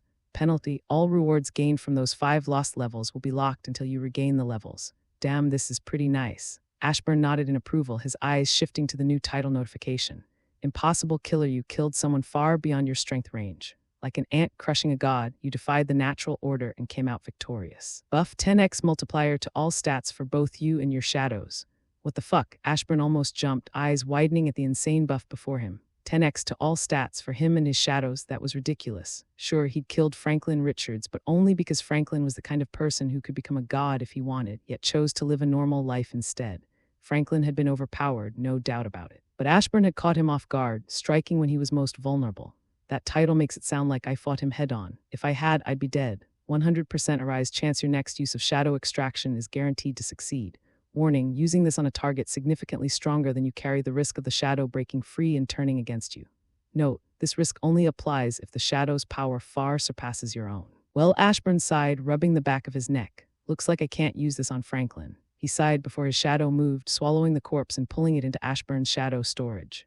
One day when he was strong enough, he would have Franklin become his shadow, but for now, that was too risky. Arise, Ashburn spoke calmly, watching as his new gear materialized across his body. The level 25 set fit perfectly, boosting his stats the moment it settled in place. Darkness burst forth from Sue Storm's corpse, swirling like a vortex before collapsing inward. When the shadows cleared, a shadow version of Sue Storm stood before him, eyes glowing faintly. "Where are Reed, Johnny, and the thing?" Ashburn's voice was calm, hands tucked into the pockets of his cloak hoodie. Sue bowed her head slightly. "My lord, Reed Richards is in his lab. Johnny is asleep, same for the thing." Ashburn nodded, satisfied. "Lead the way." Without another word, both vanished, slipping into invisibility. But Ashburn wasn't worried about losing track of her. Their shared connection as master and shadow ensured he could sense her presence no matter what. Sue Storm was overpowered, plain and simple. Her abilities allowed her to manipulate invisible force fields, granting her control over both defense and offense. She could turn herself invisible, create protective barriers, and project offensive force blasts with pinpoint accuracy. But her constructs were what made her truly dangerous. They didn't just block telekinesis or energy beams, they could move with enough force to damage Celestials. The only reason Sue rarely weaponized her powers to their full extent was simple: she wasn't a killer, but if she wanted to. There was no resisting her force fields unless you were a reality warper, a high-end energy manipulator, or a master manipulator. She could easily create a bubble inside your head, your heart, or your lungs, expanding it in an instant and killing you on the spot. And it wasn't theoretical. She had held back a celestial damaged Galactus and stood her ground against beings far beyond most heroes. Sue Storm wasn't just strong, she was a walking nightmare, restrained only by her morality. So when they appeared in Reed's lab, there was no fight. Sue acted first without hesitation. A bubble formed around Reed's head, crushing his brain before he could even register their presence. Just like that, the smartest man alive was dead. Ashburn stepped forward, eyes calm as he looked down at the lifeless body. Arise. Darkness burst forth, swirling around the corpse until it solidified into a shadow version of Reed Richards. From there, things went smoothly. Ashburn moved through the building, invisible alongside Sue Storm, her force fields making them undetectable. From there, things were pretty easy. Ashburn moved through the building with invisible Sue Storm, taking down the rest of the Fantastic Four without much trouble. The kills pushed him to level 30, another milestone before they headed off to find where zombie Captain America had been put to rest. During the battle with Galactus, Captain America, already a zombie, had been killed by the zombified Red Skull. You just put his shield here, Ashburn muttered, reaching down and picking up Captain America's shield. I thought it was fitting for his shield to rest alongside him, Reed Richards said softly. Ashburn nodded, acknowledging the sentiment while commanding Captain America to rise. But he didn't stop there. Moving through the graveyard, Ashburn's eyes swept across the weathered headstones, each marking the resting place of former threats. That holds venom, that's the Rhino's grave. That one's the Juggernaut, but the most powerful would be this one. Sue Storm paused, pointing toward a reinforced containment unit. Kaelit is held there. He had all of our powers. Ashburn nodded, eyes narrowing as he took in the many graves surrounding them. Arise. With a single word, darkness burst from the earth, swirling like Inkai smoke. One by one, shadows crawled out of the graves, villains reborn, standing ready for their new master. Let's go to the X-Mansion, Ashburn said, summoning the newly raised shadows back into his own shadow. With a single step, he vanished, activating stealth as darkness wrapped around him. Elsewhere, seated calmly in his wheelchair, Charles Xavier watched the kneeling zombie before him. Scarlet Witch. She knelt in silence, her once free will now shattered under Charles's mental grip. Have you located him? Charles asked, his tone calm but edged with impatience. He didn't even need to clarify who. There was only one man he truly wanted to find: Magneto. The master of magnetism was one of the last remaining humans still running free, though his whereabouts remained unknown. No, Scarlet Witch replied blankly. There was no hesitation, no flicker of emotion. She was completely under his control. It hadn't been difficult. Her unstable mind had left her vulnerable, and when Wanda let her guard down, Charles had struck, binding her with mental chains she couldn't escape. Now Xavier had exactly what he wanted, a reality warper at his side. True, he couldn't unlock the full extent of her power, but even a fraction was better than nothing. Where could he be? I'm hungry, Charles muttered, baring his sharp teeth in frustration. The endless hunger gnawed at him, and he had no interest in working for food. The energy-based meals conjured by reality warpers never satisfy the craving like the real thing. Charles frowned, deep in thought, until something caught his attention. A mind, a strong mind. No, a super powerful mind, thousands of times greater than the average human. It was close, very close. But before Charles could even lock onto its location, 2 arrows, sharp, fast, and glowing with mana, pierced through the window. The glass didn't shatter. The arrows were too fast, too precise, slicing through the air with surgical accuracy. Thwip, thwip, one struck Charles, the other Scarlet Witch, both dead center in the head. Boom, the arrows exploded, obliterating their skulls in an instant. The blast wasn't loud, carefully controlled to avoid detection. In the span of a heartbeat, Charles Xavier and the Scarlet Witch were dead. A heartbeat later, Ashburn appeared, stepping out of the shadows. With a flick of his hand, Ruler's authority activated, silently opening the window as he slipped inside. His gaze swept over the 2 lifeless bodies, both headless, before settling on the lingering nullification field, fading into nothing. Ding, killed a powerful individual. The host has reached the maximum level gain from a kill. The host has leveled up to level 45. Ding, killed a powerful individual. The host has reached the maximum level gain from a kill. The host has leveled up to level 60. Nice, Ashburn nodded, feeling the surge of power flow through him. Both of them gave me 15 levels. It made sense. Charles Xavier was powerful enough to fight the Dark Phoenix, only winning when Jean Grey helped out. He was that strong. Honestly, a part of Ashburn had doubted if the sneak attack would work. If Charles had acted fast enough, boosting his mind speed, he could have called for help or moved just in time to survive. But 2 things happened when Ashburn fired those arrows. First, he used ruler's authority, not just to guide the arrows, but to accelerate their speed, ensuring they hit their targets before either could react. Charles was distracted, searching for Ashburn's location, something Ashburn sensed thanks to Sixth Sense. That distraction was all he needed.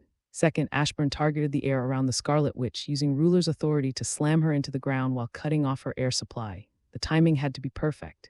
Even the slightest delay would have given her time to cast a spell, and if that happened, well, Ashburn wouldn't be standing here right now. Luckily, this world worked in his favor. With Charles controlling her mind, the Scarlet Witch's instincts were dulled, leaving her wide open. If she'd been free-willed, Ashburn would be running for his life. Ashburn looked at the sea of notifications flooding his vision.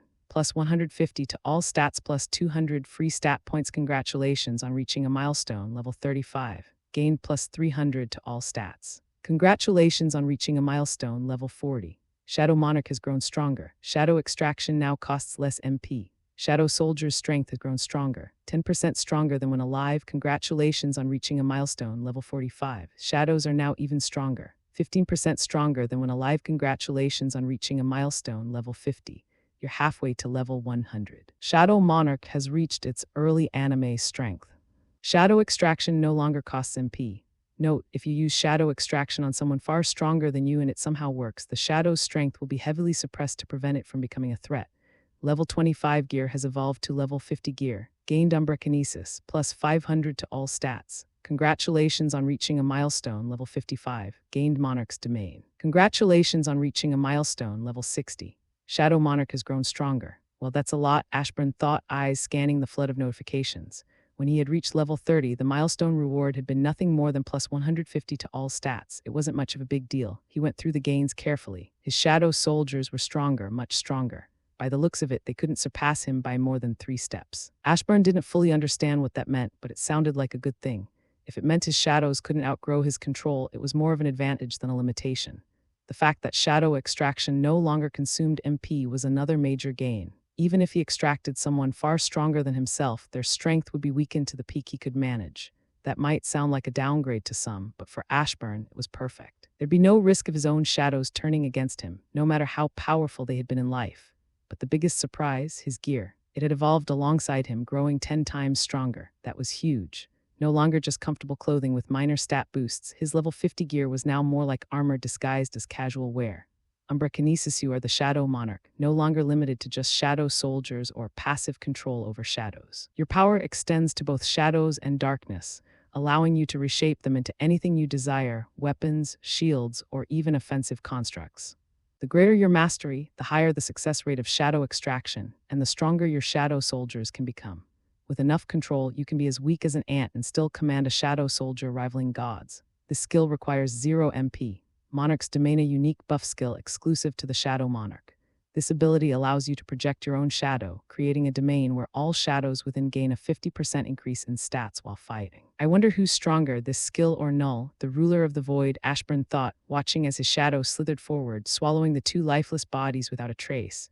But before he could even process the gain, the floor beneath him exploded, debris flying in all directions as a wave of figures burst out. X-Men, dozens of them, all zombies. Ashburn reacted instantly, shooting through the window like a shadow, landing on the mansion's lawn as he stared up at the swarm now filling the ruined room.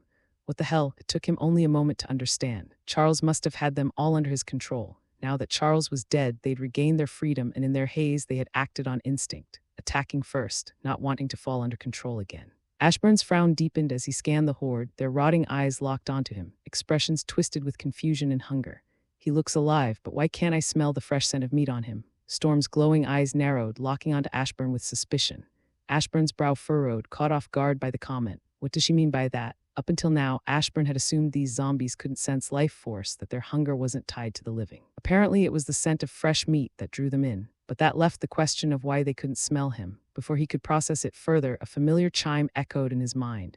New mission, full-scale threat detected. You've gained the full attention of the X-Men and even Doctor Strange. Objective, kill them all and show the might of the Shadow Monarch. Reward your life since you have no means of escape. 2 titles, Shadow Preservation v3 Punishment. You will die at their hands and be devoured. Fuck me. I have been playing smart this whole time, and this is how I might die? Ashburn thought in shock. He didn't expect a former good guy like Charles to have been mind-controlling everyone. In fact, he didn't even know that the Scarlet Witch had been under Charles's mind control. Quickly, he pulled up his stats and dumped every free point he had, desperate for any edge he could get. Status screen name, Ashburn Blackheart race. Human age, 10 days and 3 hours old level. 60 title S, Undead Slayer, Impossible Killer. Stats HP, 800,000/800,000 MP. 362,000/362. 000 HP region. 13,000 per minute MP region. 46,000 per minute. Attributes power, 28,000 speed, 27,200 durability, 26,000 intelligence, 22,000 charm, 24,000. Class and skills. Job class, Shadow Monarch skills, stealth, flash step, shadow inventory, bloodlust, critical attack, dagger throw, sixth sense, will to recover, mana manipulation, ruler's authority. Unwilling umberkinesis. Job-specific skills, shadow extraction, shadow preservation V2, shadow exchange, monarch's domain. All of the zombies burst forward, all aiming to devour Ashburn. He didn't even have time to react. Pain exploded through his body as a figure blurred past him, and the next thing he knew, his arm was gone, ripped clean off. Ah, Ashburn screamed, stumbling back in shock. Blood poured from the jagged wound, his mind struggling to catch up with what had just happened. Standing there, holding his severed arm, was Quicksilver, but this wasn't the weak, street-level speedster from the MCU. No, this Quicksilver moved at speeds faster than light itself. It had happened in an instant. Quicksilver had appeared before Ashburn, hand reaching for his arm. But when he realized Ashburn's body was too durable for a clean tear, he adapted. Vibrating his hand at high speed, he destabilized the molecular structure holding Ashburn's arm together. Then rip. The arm came off like paper.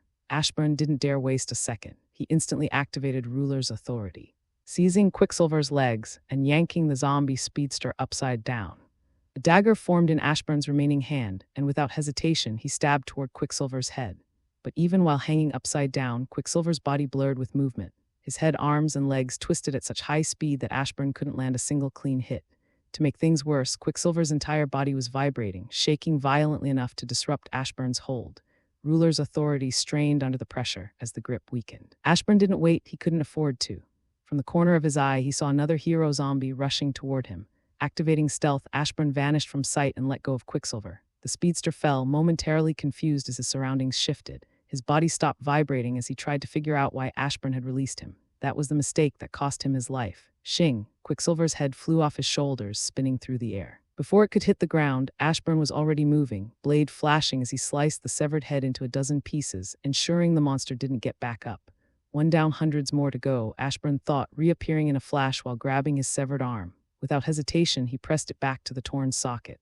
At high speed, the tissue reattached itself, muscles knitting together as if the injury had never happened. I have to be careful. Doctor Strange hasn't shown up yet. That thought alone sent a chill down Ashburn's spine. If this was one of the classic versions of Doctor Strange, the kind that bordered on omnipotence, then things were about to get much worse. Susan and Quicksilver will be my main attack power, but his eyes narrowed. Strange's speed is no joke either. He regularly fights beings faster than light. Hell, he could one-shot me without warning. Ashburn barely had time to process the thought before his instincts screamed at him. He threw himself to the side as a beam of energy tore through the air, slicing past where his head had just been. The moment his feet hit the ground, another threat appeared. Bamf, the distinct sound of air displacement. Nightcrawler. The blue-skinned teleporter materialized right behind him, yellow eyes gleaming with murderous intent. And he wasn't alone. Beside him stood a towering figure, skin gleaming like polished steel, Colossus.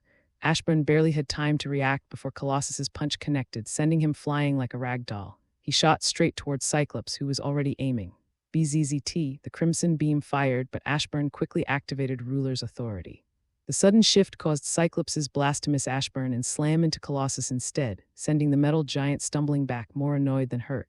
Before Ashburn could regain balance, lightning fell from the sky without warning. Crack, he vanished with flash step, barely dodging in time. But the shockwave from the impact blasted him backward, flinging him across the battlefield. His trajectory put him right in Rogue's path. She was already mid-jump, arms outstretched, gloveless hands reaching for him. Ashburn's pupils shrank. He didn't hesitate. He used Ruler's authority. His body jerked upward, propelled into the sky just as Rogue's fingers grazed the air where he'd been. But she wasn't done. With a sharp turn, Rogue twisted midair as she took flight, closing the distance. I can't touch Rogue or she'll steal my powers, memories, and life force. How do I deal with someone like this? Ashburn thought, frustration bubbling up. He sighed, calming his nerves. His ever-changing weapon shifted, forming into two sleek daggers. Without hesitation, he unleashed a burst of mana, activating Bloodlust alongside Flash Step and Critical Attack. Mana surged through his body, instantly doubling all his stats. Bloodlust, a debuff ability, drained Rogue's overall strength by 50%. With everything stacked, Ashburn was now moving 4 times faster than his base speed. At this moment, he wasn't someone to be taken lightly. Flying toward Rogue at such high speed that the friction with the air caused flames to ignite around him, Ashburn tore through the sky like a meteor. Space and time began to warp subtly around him, clear signs of the velocity he had reached. Boom. The moment Ashburn clashed with Rogue, the impact unleashed a massive shockwave, sending both of them rocketing backward. Ashburn flipped midair, regaining control, eyes wide with surprise. He hadn't expected to match Rogue's strength, not when she wielded Captain Marvel's powers. That could only mean one thing: he was nearing a whole new threshold. If I can stand up to her, I'm not far from the baseline strength of beings like the Thing, Ashburn thought with a grin. He was around the Thing level of power, meaning he was strong enough to fight them all without the need for his shadows he will save for Strange. You're not too weak, Rogue muttered, eyeing the deep cut along her arm. Her glare sharpened, and with a burst of speed, she shot toward Ashburn, fists glowing with stolen power. Ashburn moved instantly, not wasting a second. I wonder how fast Quicksilver will be when I bring him back to life, he mused, activating stealth to vanish from sight. This wasn't a one-on-one fight. He couldn't afford to stand still. He had to keep moving, keep them guessing, and strike without warning. Behind you, Storm shouted, her voice cutting through the air, but she was a heartbeat too slow. Ashburn's leg connected with Rogue's neck, the force of the blow snapping her head sideways as she was launched backward, rocketing straight toward Cyclops. Cyclops' pupils shrank as Rogue rocketed toward him at blinding speed, far beyond the speed of sound, over Mach 100. Storm's eyes widened in shock, watching Cyclops suddenly lurch forward as if yanked by an unseen force. It wasn't voluntary. Ashburn had used Ruler's authority, and Cyclops had no means to resist. "Damn you," Storm cried out, her voice filled with rage. But before she could act, she froze, eyes locking on Cyclops as he fired a beam. The red blast struck Rogue midair, halting her momentum and knocking her off course. In that split second, Ashburn appeared beside her, using Flash Step to close the gap. Without hesitation, he slammed her back into the beam, pinning her in place. Rogue's screams filled the air, her body writhing in agony as the unrelenting force burned into her. But the attack didn't last long. Cyclops, now safe, cut off the blast. Mana daggers. Ashburn thrust 2 daggers made of pure mana into Rogue's eyes, twisting them without hesitation. Before she could even scream, he kicked forward, and a heartbeat later, boom. Rogue's head exploded, her body collapsing lifelessly to the ground. Ashburn barely had time to register the kill before an explosion blasted him off his feet, rocketing him backward. More explosions followed. Cards, dozens of them each detonating quickly, forcing Ashburn to stagger further back, his body rattled by the relentless assault. The timing was perfect. Ashburn had been fully focused on finishing Rogue, and someone had exploited that opening without hesitation. Fighting through the pain, Ashburn, his body covered in burn marks, forced his shadow to rise, forming a barrier to shield himself from further harm. But the defense shattered instantly as Colossus' fist punched through the shadow, the sheer force sending Ashburn sliding across the ground. His left arm, raised to block the blow, hung limp and broken by the impact. The air grew cold. Ashburn's gaze snapped to the side, locking onto Iceman, frost spreading across the ground as he advanced. Ashburn moved fast, pushing past the pain, but before he could escape, a burst of light streaked from behind. Boom, it wasn't fire, it felt more like a firework, striking him square in the back and launching him forward, not toward Iceman, toward Storm. Her eyes crackled with energy, the attack already charged and waiting. Boom. The explosion tore through the air, shaking the heavens with its sheer force. Iceman had acted quickly, raising an ice wall to shield everyone, but it didn't matter. The wall shattered instantly, exploding into icy shards that scattered like shrapnel, offering no protection against what followed. Smoke filled the air, thick and suffocating, obscuring the battlefield. For a moment, silence reigned. Then, without warning, heads began to pop, one after another. It was sudden, brutal, and absolute. No screams, no resistance. Just instant death, like an invisible hand had plucked the life from each of them. From the settling dust, a figure emerged. Ashburn stumbled forward, his body battered and bloodied, breathing heavily as he forced one foot in front of the other. His cloak was tattered, shadows flickering weakly around him like dying embers. "That would have killed me," Ashburn muttered, glancing at his status screen. His HP flickered 10,000/362,000. Gambit's cards had done real damage, more than he'd anticipated. If Jean Grey had been among the zombies still on Earth, he wouldn't have stood a chance. The only reason he was alive was because she had been one of those who left to devour the universe. "I have to move. I don't know when Strange will make his move. And why am I not leveling up?" Ashburn's thoughts raced as he steadied himself, eyes flicking upward to a figure floating in the air. Dr. Strange, but not the one he knew. This was zombie Dr. Strange, his cloak tattered and eyes glowing dimly. "You seem to be immune to the zombie virus," Strange muttered, gaze sweeping over the lifeless bodies of the X-Men. He wasn't angry, but there was a hint of frustration in his eyes. He had been too slow to save them, but that wasn't what truly shocked him. His eyes locked onto Ashburn, studying the burns, bruises, and open wounds. By now, Ashburn should have turned. On top of your high recovery speed, I believe I could cure the zombies worldwide with your flesh. That would be the first step in restoring peace to my world.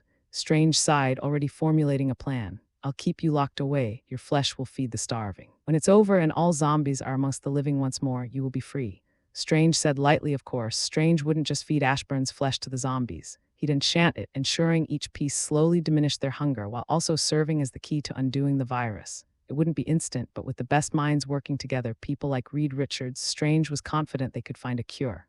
Ashburn was the key. Boom. Strange was blown backward, his body rocketing through the air before he caught himself hovering mid-flight.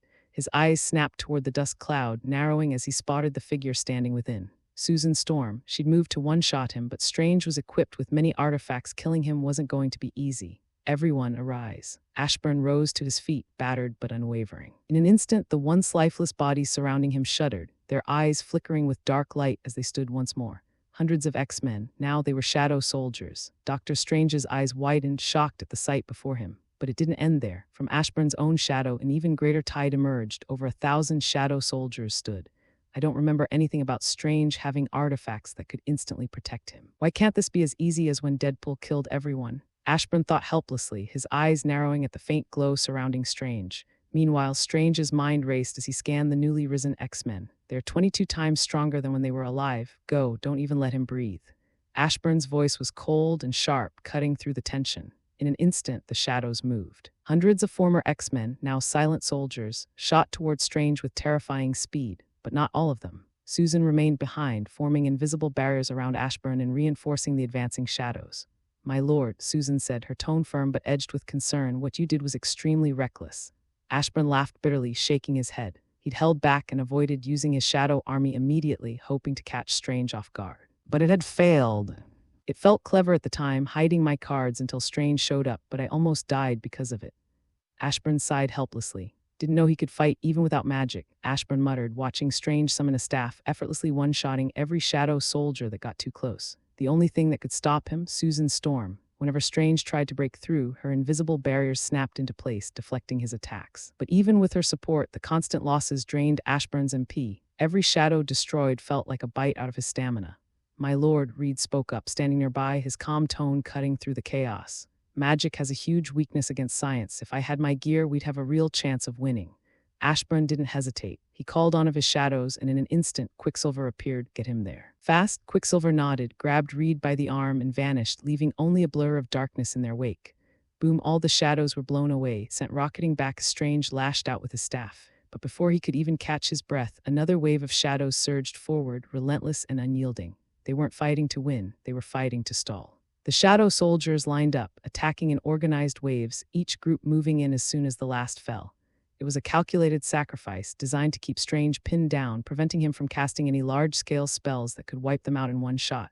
For every shadow he cut down, 2 more stepped forward, leaving him no opening to regroup or channel more complex magic. And Strange couldn't stop moving. Every second he was dodging, weaving, and swinging his staff, while his free hand unleashed quick-cast spells, the kind that didn't require gestures or incantations. But those spells were limited. He couldn't afford to use high-tier magic, not when the casting time left him vulnerable. It was a war of attrition. His weakness is his mouth and hands. Take those away. And he's no different than a normal human with magic capable of rivaling gods, so make him burn through it all. Every second, don't let him think about anything else. Ashburn spoke calmly, eyes flicking to his MP bar. It wasn't dropping. Not thanks to him, Susan was the reason. Her force fields didn't just shield the shadows, they amplified their endurance, allowing them to withstand attacks that should have obliterated them instantly. Without her, Strange would be clearing the field faster than Ashburn's MP could regenerate. Right now, Susan was carrying the fight. But how had Ashburn been able to raise someone so powerful in the first place? Simple. Susan Storm wasn't truly powerful in the traditional sense. Her strength didn't come from raw energy or physical dominance. She was more of a tank armed with offensive abilities that could bypass durability, making her overpowered in execution but not in base strength. That meant no risk of her breaking free. They're trying to tire me out. Strange gritted his teeth, realizing Ashburn's strategy was working. It wasn't about overpowering him, it was about wearing him down. At the end of the day, Strange was still human even if he was a zombie. His mind could only be pushed into overdrive for so long before the strain took its toll. Food wasn't an issue. Zombies didn't need to eat unless the hunger drove them insane. But exhaustion, that was unavoidable, and it was clear now. Ashburn could keep this up for days. Boom, the ground shook as Strange unleashed a burst of energy, his hand flickering red with chaos magic. The shadows rocketing toward him were blown away, scattering like ragdolls across the battlefield. He forced me, Strange thought, eyes narrowing as he surveyed the damage. It wasn't just the blast that made it dangerous, it was the nature of chaos magic itself. The shadows didn't recover instantly like before. Their injuries lingered, healing much slower and draining far more MP. For the first time, Strange saw it, a crack in Ashburn's endless assault, but Ashburn saw something too, desperation. Strange had been forced to break his rhythm, and now he was running out of options. Susan, Ashburn shouted, forcing himself to his feet. Susan didn't hesitate. With a flick of her wrist, a force-field bubble snapped into place around Strange, the walls immediately beginning to shrink, compressing inward with deadly intent. Strange's eyes widened, and he reacted fast, hands moving in sharp, practiced gestures as he unleashed barrage after barrage of spells. The bubble shuddered, cracks spiderwebbing across its surface. Stronger or not, even with Susan's 22 times boost, this was the limit of what she could do. But it was enough. The moment the bubble shattered, Rogue appeared, moving like a blur of shadow. Strange barely had time to blink before her hand clamped down on his wrist, her grip unyielding. Why was this so important? Simple. Rogue's touch didn't just steal powers, it ripped away memories, life force, and everything that made a person dangerous. Of course, Rogue didn't just settle for draining him. She tried to shatter Strange's hands while she had the chance. But even weakened, Strange's magically enhanced durability was nothing short of absurd. Even Galactus would struggle to inflict real harm when Strange was fully empowered. Let go, Strange's voice boomed, laced with magic, and Rogue was blasted away, her body rocketing backward like a ragdoll. He stood there, teeth gritted, the toll of her touch weighing heavily on him. He was weaker now, undeniably so, but weakened didn't mean harmless. With a flick of his hand, Strange rushed forward, determination blazing in his eyes, wanting to put Rogue out for good, but would it really be that easy? Crack, lightning tore through the sky, a bolt so blindingly bright it momentarily whited out the battlefield. It wasn't just any lightning, this bolt burned hotter than the sun, a spear of pure destruction summoned from the heavens themselves. Strange reacted instantly, a shimmering shield snapping up around him. But really, would it be that simple to block an attack like that? Of course not. A girl flew through the air, her body hurled forward by the thing until she landed right in front of Strange's barrier. The lightning roared down from the sky, crashing toward the shield, and just as the barrier and the bolt were about to collide, the girl reached out and touched it, and the impossible happened. The barrier phased, allowing the lightning to pass through it. With nothing left to protect him, the lightning struck Strange head-on, the impact blasting him out of the sky and slamming him into the ground below. At that exact moment, the Super Skrull, Ashburn's last unsummoned shadow, finally emerged, stepping from the darkness like a silent predator. He didn't act alone. Susan Storm appeared beside him. Without a word, they combined their powers, forging a sword of force and flame, its edge shimmering with heat and hard light. The blade shot forward, aimed directly at the fallen Sorcerer Supreme. But once again, one of Strange's many enchanted items flared to life, projecting a protective barrier that deflected the blow, leaving him unharmed. Susan didn't flinch. The sword shimmered, its form shifting in an instant. It became binding chains, serpentine and fluid, surging forward to entrap Strange. Strange's eyes narrowed. He moved fast, stepping out of reach as the binding snapped shut, missing him by inches. Strange was struggling, forced back into defense as the relentless assault continued. But this time he changed tactics. With a flick of his wrist, weapons began to manifest, dozens of blades, spears, and axes floating around him like a protective orbit. At the same time, countless ethereal hands emerged from thin air, each one grasping a weapon, striking down any shadow soldier that dared to approach. But Ashburn wasn't idle. He joined the fray, activating umbrokinesis to directly manipulate the shadows around him. Darkness twisted and churned at his command, wrapping around his shadow soldiers like armor, sharpening into weapons, or stretching into ropes that snared Strange's conjured hands. The more Ashburn used umbrokinesis, the stronger his shadows became. Time passed. The battle dragged on, each second a brutal war of attrition. Strange was holding his ground, but barely. Bit by bit, he was winning, slowly whittling down the army as he adapted to their tactics. But bit by bit, Ashburn's army was also evolving, the rate of their regeneration increasing as Ashburn's control over darkness deepened. Ashburn kept the pressure constant, turning shadows into spikes, ropes, walls, and blades, anything to disrupt Strange's rhythm. His attacks weren't deadly, not yet, but they forced Strange to move, to expend energy to stay on the defensive. In the end, Ashburn's real advantage wasn't in direct combat. It was in time, because the longer the fight dragged on, the stronger his shadows became. By time, Ashburn's eyes narrowed as he caught movement in the distance. Dozens of Iron Man armors appeared in the sky, thrusters flaring as they rained down attacks on Strange without hesitation. Strange's face darkened. He already knew science-based powers were his greatest weakness, but not everything could pose a threat. Normally, he'd shrug off such attacks with ease. But now, with an army of shadows keeping him pinned in this new assault from the armors, he was annoyed. "Sorry for being late, my lord." A familiar voice drew Ashburn's attention. Reed Richards appeared beside him, standing tall. Ashburn blinked, momentarily stunned. "How the hell did you get Stark's armor?" he asked, genuinely confused. Reed smiled, the expression almost smug. "My lord, I am now more than 22 times more capable than when I was among the living. He gestured toward the sky, where the Iron Legions swarmed like angry hornets. "This is a simple task." Boom! A Thor-buster armor shot forward, slamming into Strange and sending him rocketing through the air. Strange gritted his teeth, trying to regain control, but the attacks didn't stop. He was forced into pure defense, his staff whirling, hands flashing through spell gestures just to block the onslaught. Not a single moment to counterattack, but even defense had limits. Slowly, the pressure built. Attacks he once shrugged off now forced him back, each blow chipping away at his defenses. Barriers flickered, shields cracked. No matter how quickly he repaired them, they were breached in some way, shape, or form. And to make things worse, Susan and the Super Skrull were working together, their combined powers bypassing durability entirely. Force fields sharpened into blades, heat and pressure collapsing barriers from within. Boom, the breaking point hit like thunder. A combined attack from the Iron Legion, Susan, and the Super Skrull shattered Strange's defenses, sending him spiraling backward. For the first time, he was wide open and vulnerable. The next wave of attacks closed in, streaking towards Strange's exposed form. Victory was seconds away, but a barrier erupted around Strange, a shimmering dome of energy deflecting every attack. Everyone froze. Even Strange was shocked by this. This wasn't his doing. "Doom shall step in, I knew it." Ashburn's eyes narrowed as Doom appeared in the air, his cloak billowing behind him. He had expected the battle to draw attention, but it still caught him off guard to see Doom protecting Strange. "Go ahead, don't stop," Ashburn ordered, voice sharp. Doom's arrival couldn't be allowed to give Strange even a moment to cast something dangerous. Ashburn's mind raced. He needed a solution fast. He couldn't take on Doom and Strange at the same time. He couldn't push his luck, then an idea clicked.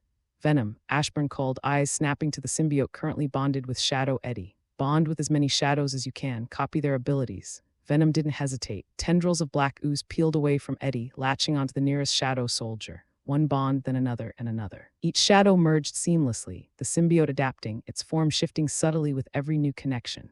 Sensed, a shadow has bonded with another shadow, becoming one sensed. One of the host's shadows contains a trace of the void. Congratulations, host, on creating a new ability. The screen flickered to life, floating in Ashburn's view.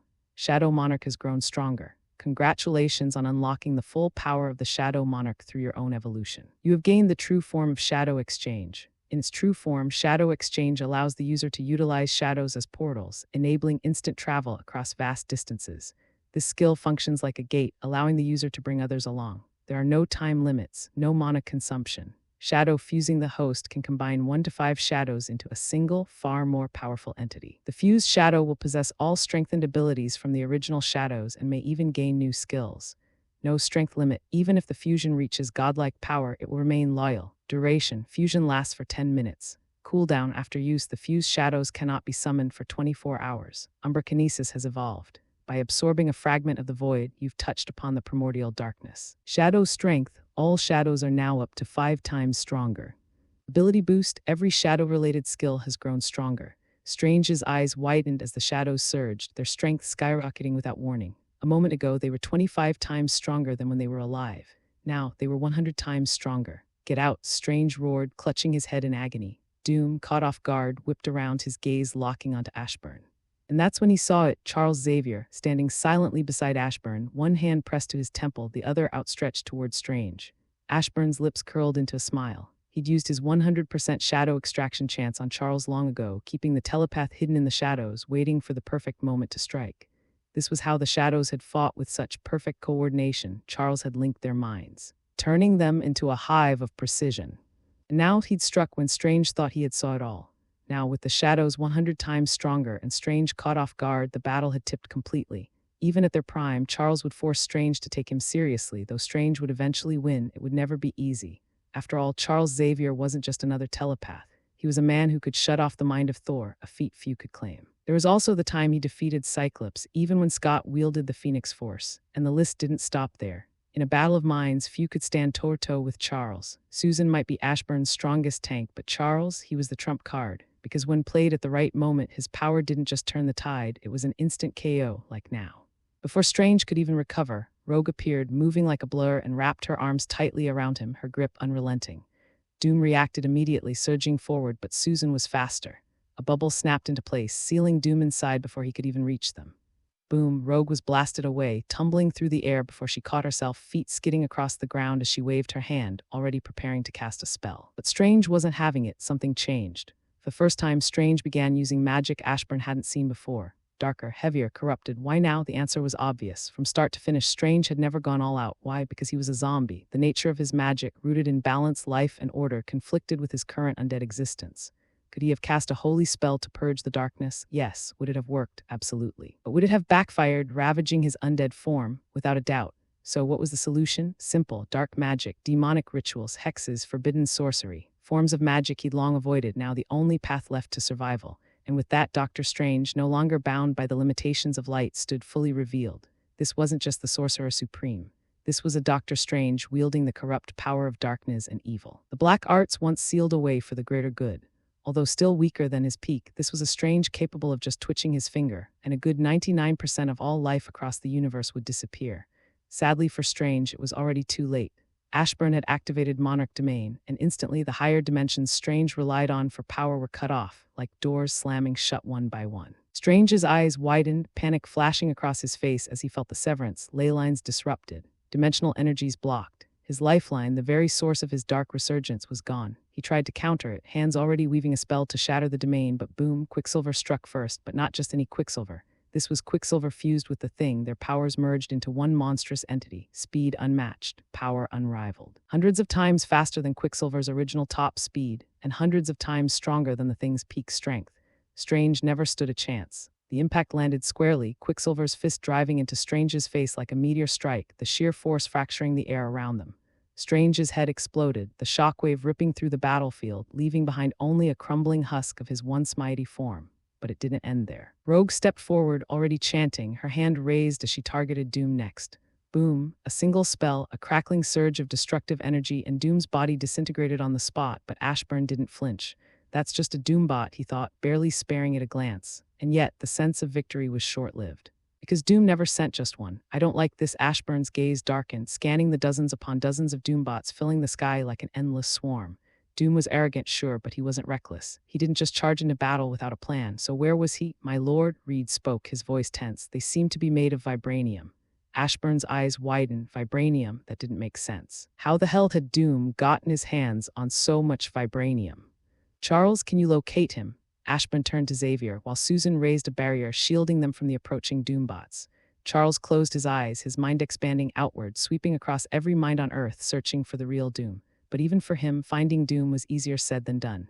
Doom on his own wasn't that powerful. Without stolen power or time to prepare, the old Fantastic Four could still defeat him. But if you gave him time, if you let him absorb something, Doom became a multiversal-level threat. So the real question was, what was he after? Did he already absorb something? Was he stalling? Was this just a distraction? These thoughts left Ashburn uneasy. Reed. Ashburn's voice cut through the tension, sharp and direct. You know Doom better than I do. So use that brain of yours, the one that's now 100 times better than before, and figure out what's about to happen. Reed's eyes narrowed, his mind processing at inhuman speeds as he analyzed the Doombots, searching for patterns, weaknesses, and clues. Destroy them all. Ashburn's command echoed, and in an instant, the shadows surged forward, colliding with the Doombots in a chaotic storm of darkness and steel. As expected, the Doombots weren't overwhelmingly powerful. The Iron Man armors could hold their ground, buying enough time for shadows to step in and finish the job. Across the battlefield, blurred streaks of motion zipped back and forth, Quick Thing cutting through thousands of Doombots in the time it took for Ashburn to blink. Explosions erupted, metal ripped apart, and the sky was filled with the sound of war. But then something happened. Ashburn's eyes narrowed as he caught movement from the fallen Doombots. The ones that had been destroyed were standing back up, not replaced, not rebuilt. They were healing. Every gouge in their armor, every severed limb, every shattered core restored. Lord, something is wrong. Reed's voice was urgent, cutting through the noise of battle. Vibranium isn't this easy to destroy. Also, all of the kinetic energy they're absorbing. It's going somewhere else. Ashburn's eyes widened. Where? Reed's next word sent a chill down his spine. The more we destroy them, the more energy we're feeding Doom for his plans. Ashburn didn't hesitate. Fall back, he barked, his voice sharp. The shadows instantly retreated, vanishing back into his own. Quick thing, Ashburn called out. Scour the entire planet, find Doom. It took mere seconds. And then, my lord, I found him. And it's bad. Ashburn teleported instantly to Quick Thing's location. And what he saw stole his breath. Doom sat calmly, lounging in an ornate chair, his body glowing with raw energy. Streams of kinetic force, stolen from every impact, every attack against the Doombots, flowed into him like an unstoppable tide. I was hoping for a bit more energy, Doom mused, his head resting against his fist, his expression calm, too calm. Ashburn didn't move, eyes narrowing. I'm confused, he admitted. If you needed me to attack your bots, couldn't you have just had them attack each other? Hell, having Strange, the X-Men, and the others do it would have been far more efficient. So why me? Doom's gaze lifted, something calculating behind his eyes. Across all of reality, he said slowly, his voice carrying an undeniable weight, across the infinite dimensions and universes, he leaned forward slightly. There's only one you, a singularity, Doom continued. More rare than the Phoenix Force, more unique than Galactus. As he spoke, the wires connecting him to the energy source detached, falling to the ground with a sharp clang. And then slowly, Doom's shadow came to life. From the moment Doom saw you, I knew your power was anything but normal, Doom declared, his voice resonating with an unnatural weight. The ability to bring any foe you kill back to life, stronger than before, such a power is wasted in your hands. He rose from his throne, the very shadows around him twisting and writhing like living entities responding to his will. A dark aura pulsed from his form, radiating with overwhelming authority. I am no longer merely Doom, he continued, his voice echoing through the void. I am Doom, god of darkness and shadows. With those words, the world was consumed. Light did not fade, it ceased to exist. Every trace of illumination was swallowed in an instant, leaving behind an abyss where no sun, no fire, no spark remained. It was a suffocating, all-encompassing darkness, one that should have rendered all things blind and lost. Yet Ashburn could still see, of course he could. He would be a pathetic monarch if mere darkness could hinder his vision. His eyes cut through the void effortlessly. And in that blackened world, his gaze remained locked onto Doom, watching as his foe stood shrouded in power that should not be his. Somehow, Doom had taken his abilities. But how? How had Doom stolen his power from such a brief conflict with his shadow army? And worse, how had he mastered it so easily? Well, this was Doom, a man who had come into contact with so much power throughout his lifetime that gaining and mastering Ashburn's abilities was almost inevitable. Even with just a fraction of what he had taken, combined with his own already overwhelming strength, Doom had become even more dangerous than before. Ashburn narrowed his eyes, mind racing for plan. Fighting Doom head-on right now wasn't an option. He needed time to analyze what had happened and how to counter it. But first, he smirked. Always stealing other people's power, Ashburn called out. That's why your mom's in hell. A deep silence followed, then Doom twitched. Before the rage could fully explode, Ashburn was already gone, perched on Quick Thing's shoulders as they bolted away at impossible speeds. Of course, Doom was not happy about someone talking about his mama. Without a word, Doom exploded forward, his entire form surging toward Ashburn with nothing but pure killing intent. But no matter how fast he was, Quick Thing was faster. The fused shadow sped across the landscape at impossible speeds, leaving Doom unable to close the gap. Frustrated, Doom whipped around, shifting his attention towards Strange's remains, intending to raise him as a shadow soldier. Ashburn, still riding Quick Thing's back, smirked as he called out over the rushing wind. You're not the smartest. Doom froze mid-step. You're not as good as Strange, your own people hate you, and worst of all, you're a hater for no reason. Doom's fists clenched, his entire body radiating suppressed fury. All that pride and arrogance, but what do you actually have to be proud of? Ashburn let the words hang for a moment before delivering the final blow. Your mama is gone. Doom's eyes burned red, his entire form trembling as his fury hit its breaking point. So stupid you disfigured yourself and had the nerve to blame it on the one person who tried to stop you. Ashburn's voice was dripping with mockery, his laughter echoing through the darkness as Quick Thing continued carrying him away at impossible speeds. And then, Ashburn continued, then you didn't even know that touching hot metal would burn you, so what did you do? You went and slapped a burning hot mask on your own damn face. Doom's rage intensified, his energy fluctuating violently around him. You're so dumb, Ashburn pressed on, grinning. No wonder your mama's dead. Doom snapped, day. His roar shook the planet, his voice booming across the dark world, reverberating through the very fabric of reality. The shadows, his shadows, came to life. Weapons forged from pure darkness erupted from the void, their edges gleaming with malevolent energy, and with a single thought from Doom, they all rushed toward Ashburn at once. At the same time, Ashburn's eyes flickered, catching something far more dangerous. Quick Thing was melting, not from heat, from the darkness itself. Every step it took, every moment spent inside Doom's domain was fueling Doom's power. Quick Thing vanished in an instant, pushing its speed to the absolute limit and escaping the range of Doom's darkness before it could be completely consumed. Within seconds, it reached Strange's body, and Ashburn wasted no time. With a swift motion, he threw Strange's corpse into his shadow, ensuring that Doom wouldn't have a chance to claim it. As the darkness loomed closer, creeping across the landscape like an unstoppable tide, Ashburn's mind raced. Enraging him only boosted his mastery over my powers, he thought, frustration creeping in. He had provoked Doom, trying to throw him off balance, but all it had done was accelerate his control over umbrakinesis. Now, Doom wasn't just dangerous, he was a better version of Ashburn himself. How do I fight a stronger version of me? Suddenly, a system notification appeared. Host, Doom has only accessed a fragment of your potential power under umbrakinesis. He does not possess Shadow Monarch. There can only be one monarch. However, as observed, he can devour shadows to increase his strength. Meanwhile, you can raise shadows to increase yours. Are you telling me to devour shadows? Ashburn thought, his eyes flicking over the system screen. I'm not that desperate for power just yet. His gaze shifted back toward the approaching darkness, Doom's presence looming over the battlefield. He might have grown stronger, but he didn't get the Shadow Monarch's power. What Doom is showing is a fragment of my potential. Then again, Ashburn glanced at the dozens of thousands of cannon fodder shadows at his command. I have plenty of expendable shadows, I'll think about it later down the road. Everything Doom had just displayed was thanks to umbrakinesis, but it was only a fragment of its full potential. That meant Ashburn should be able to do everything Doom was doing one day, if not more. As for how Doom had managed to steal his power, despite vibranium being meant to absorb only kinetic energy, the answer was simple: magic. Every time Ashburn's shadows clashed with the Doombots, the vibranium didn't just absorb kinetic energy, it also siphoned bits of Ashburn's power. If you think about it, that was overpowered as hell. Fun fact, in the comic there was a time when Doom absorbed all kinetic energy gathered by the vibranium on Earth. In Doom's words, he said that it gave him more power than the power cosmic and the cosmic cube. Do and feel what you want with that information as you wish. Quick thing, return to my shadow, I want to face Doom alone. Ashburn's voice was calm, but there was an edge to it, a quiet confidence as his ever-changing weapon shifted, reshaping into two daggers in his grip. Darkness coiled around his body, merging seamlessly with mana, the combined forces more than doubling his current stats. Ignoring the Doombots rushing toward him, Ashburn activated Flash Step, and in an instant he was gone. At extreme speed, he vanished into Doom's own shadows, slipping into the very darkness Doom controlled, and then stealth activated. Doom's brows furrowed as his senses reached out, searching. Did he teleport? His domain pulsed, the very shadows twisting under his will as he tried to locate Ashburn. But the moment he tried, he realized the flaw. This wasn't his power. It was Ashburn's, and in Ashburn's own domain, Doom couldn't sense him at all. Channeled the skill Stealth through umbrakinesis, gained a new skill. Monarch Stealth. When within the darkness, you become one with the shadows. Only unique means can perceive you. MP costs 0 nice, and it uses 0 MP, Ashburn thought, a grin spreading across his face as he pushed forward at full speed. His movement was so fast that the very fabric of spacetime warped around him, distorting reality itself. Doom never saw it coming. In a flash, Ashburn appeared before him, daggers already in motion. Both blades buried deep into Doom's eyes. A pain-filled roar tore through the battlefield, Doom's voice shaking the very air as darkness flared violently around him.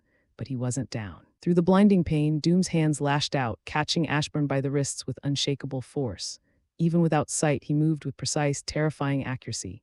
With a sickening snap, he shattered Ashburn's arms, and before Ashburn could react, Doom slammed him into the ground with enough force to shake the entire planet. A violent shockwave erupted on impact, the force cracking the landscape, sending tremors across continents. Ashburn gasped, blood and bone fragments spilling from his mouth, his vision flickering. For a split second, his pupils went blank, his body almost shut down, but he moved. Fighting through the searing pain, Ashburn ripped himself free literally. With gritted teeth, he tore off his own arms, severing them before Doom could drain more of his energy. The moment he did, Doom's aura flared again. This time, Ashburn felt it. Doom had just gained access to mana. Boom! Doom's leg shot forward, a devastating kick driving into Ashburn's stomach with bone-crushing force. Ashburn was sent rocketing backward, blood bursting from his mouth as his body tore through the air, crashing through the ruined landscape. Even though Doom couldn't sense him, he didn't stop moving. With a flick of his hand, the shadows around them surged, twisting and reaching for Ashburn like hungry tendrils trying to grasp and restrain him. Boom. Doom's body lurched forward violently, his head slamming into the ground as a massive hammer struck him from behind. The force of the impact cracked the earth, sending a shockwave rippling outward. Ashburn had reappeared in an instant, standing over him. Inside the world of shadows, Ashburn was everywhere and nowhere. He could strike from any angle and move in an instant, and Doom had no way of knowing where he'd come from next. And Ashburn had kept many trumps cards. This one was called Shadow Exchange. Ashburn let out a mighty roar, his ever-changing weapon surging with power as it transformed once more.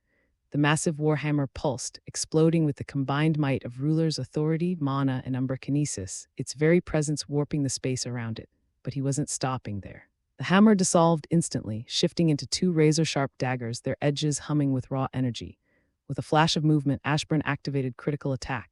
In the same instant, he used dagger throw, launching both daggers straight at Doom. At the same time, Monarch Domain activated. His shadow exploded outward, clashing with Doom's domain, which Doom began trying to absorb. His entire power skyrocketed, not twice, not 4 times, 64 times. The daggers ripped through the air, moving at speeds beyond human perception, their strength amplified to a level that could tear through reality itself. But Doom was no fool. At the last possible second, he reacted.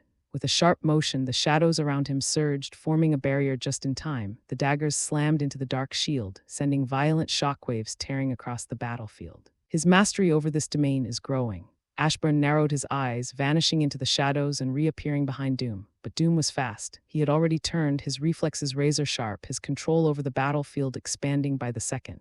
And in that instant, before Doom could counterattack, Quick Thing appeared. In a billionth of a second, an onslaught was unleashed. Millions upon millions of devastating fists crashed into Doom's back, each blow hitting with unimaginable force, shattering the air itself. Doom, still attempting to absorb Ashburn's domain, was suddenly forced into a desperate struggle, trying to withstand the sheer magnitude of the assault.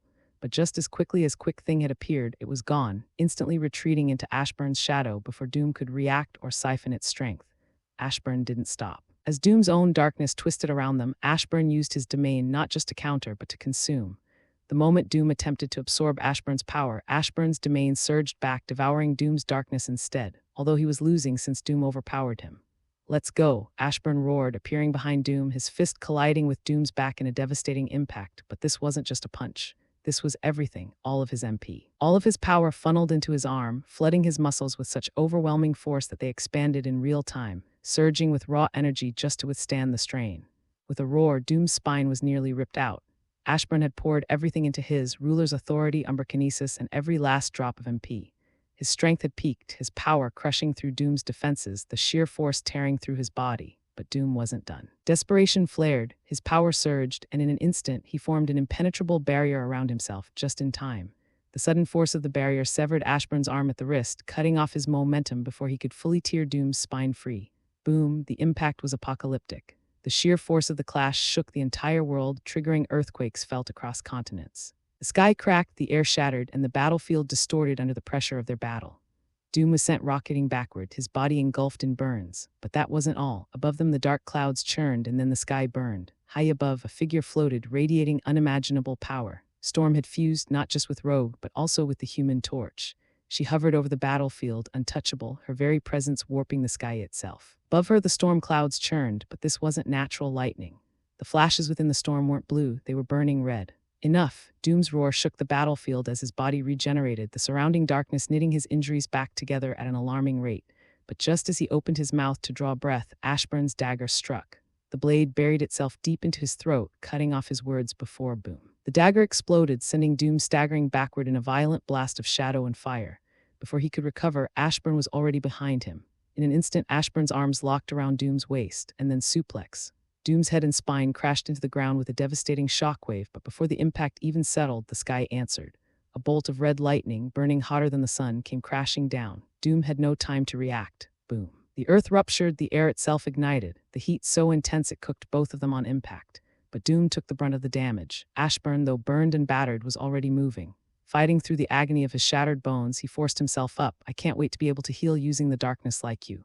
But let's worry about killing you first." Ashburn smirked despite the pain, his body barely holding together from the overwhelming damage. He glanced to the side. "Charles, your turn." Just as a shadow blade shot at Ashburn's throat, a heat beat away from hitting him, it froze. Doom's pupils shrank. His body locked up, realization hitting him too late. His mental defenses had dropped, and in that instant, Charles had slipped into his mind. And worse, the tech protecting his thoughts destroyed by the lightning. "Game over, kill him." Ashburn's voice was calm, final. And with that, he collapsed backward, finally allowing himself to rest. The battlefield shifted. The moment his domain faded, Doom's domain vanished with it. And in the very next second, Susan moved. There was no warning, no time for Doom to process what was happening. Pop, Doom's head burst like a balloon. But who said the battle was over? Ashburn barely had time to breathe, his body screaming in pain, his HP hanging on by a thread at 1,000. But rest wasn't an option. The moment Doom fell, the sky above them darkened as more powerful beings arrived. The Eternals, the Inhumans, every remaining superpowered entity on Earth that had sensed the battle had arrived, their eyes streaming with hunger-smelling Ashburn blood. Food. It was soft, barely audible. But the moment Black Bolt spoke, the world shattered. The The mere murmur of his voice detonated the air itself, an invisible force ripping through the battlefield, obliterating everything in its path. The sheer pressure alone sent tremors through the ground, tearing the ruined city apart. Ashburn barely had time to react before the blast wave hit, but Susan was faster. A barrier snapped into place around him, shielding him just as the shockwave tore through everything else. For a moment, he didn't move. He simply sat there, staring up at the beings floating in the sky, his mind processing their arrival. Then, with a deep sigh, he slowly pushed himself up. Other than Doom, his voice was calm, unbothered as he dusted himself off. Who on earth can challenge me? No one answered, because with a single thought from Susan, all of their heads exploded. Arise. Ashburn's voice was barely above a whisper, but the command carried through the battlefield like a force of nature. Doom, the Eternals, the Inhumans, and every fallen powerhouse rose once more. Shadows coiled around them, binding them in eternal servitude. One by one, they fell to their knees. Each of them was now his, but something felt off. Doom, who had just been a god-tier threat, now had the presence of a normal human. Ashburn frowned, confused. The only reason the system gave for this reason. He is Doom. Ashburn stared blankly at the message for a long moment before deciding he didn't have the energy to question it. He could barely keep himself standing, his body still racked with pain. But before he could even process the damage, his injuries vanished. His breath steadied. His strength returned in full. And then the system's screen flooded his vision. Congratulations, you have killed the X-Men, the Inhumans, the Eternals, Doctor Doom, and Doctor Strange. You have gained 40 levels, plus 3,000 to all stats, plus 9,000 free stat points. Congratulations on completing a mission. Full-scale threat detected. You've gained the full attention of the X-Men and even Doctor Strange. Objective: kill them all and show the might of the Shadow Monarch. Reward: your life since you had no means of escape. 2 titles. Shadow Preservation V3 gained 2 new titles. Touch the void. You have brushed against the void, and the void has taken notice of you. What happens when something that exists beyond comprehension realizes that someone someday might conquer it? Buff. X2 to all stats. Shadow and Darkness Affinity boosted. Weak point. Attacker, you exploited a weakness that few would have noticed. You faced Doctor Strange when he was at his most vulnerable. A being of righteous magic turned into something unnatural. His very existence as a zombie weakened him, and you took full advantage. Buff. Supreme Critical Attack. New ability gained. Supreme Critical Attack. When you or any of your shadows strike a weak point, the damage dealt is multiplied by 10. Attacks have a 15% chance of paralyzing or stunning the target. If the attack kills the target, you gain a temporary 10% boost to all stats. Shadow Preservation V3. You can now not only sense through your shadows and use your skills through them. Skills used through shadows will be weakened but still effective. Milestone rewards: level 55, gain Dragon's Fear, level 60, gain Weapon Overlord, level 65, gain Detoxification, level 70, gain Tenacity. Major growth achieved. Congratulations. You are now 3/4 of the way to level 100, plus 10,000 to all stats. Level 50 gear evolved to level 75 gear. Shadow Monarch has grown stronger, current strength unknown. Shadow soldiers are now 5x stronger even without skills or buffs. In total, they are now 250 times stronger than when they were alive. More milestone rewards: level 80 gain Longevity, level 85 gain Shadow Fusing V2, level 90 gain Shadow Mood and Shadow Enhancement. New title earned. Triumphant over Adversity buff. Your stats increase proportionally to missing health. For every 1% HP missing, you gain a 1% increase in all stats. Nice, but damn, am I tired. Still, I can't rest now. Ashburn muttered, rolling his shoulders. Ever since he arrived in this world, he slept a few times. It wasn't that he didn't want to get more sleep. It was that he didn't need to. For one, for a long time, he had not pushed his body as hard as he did today.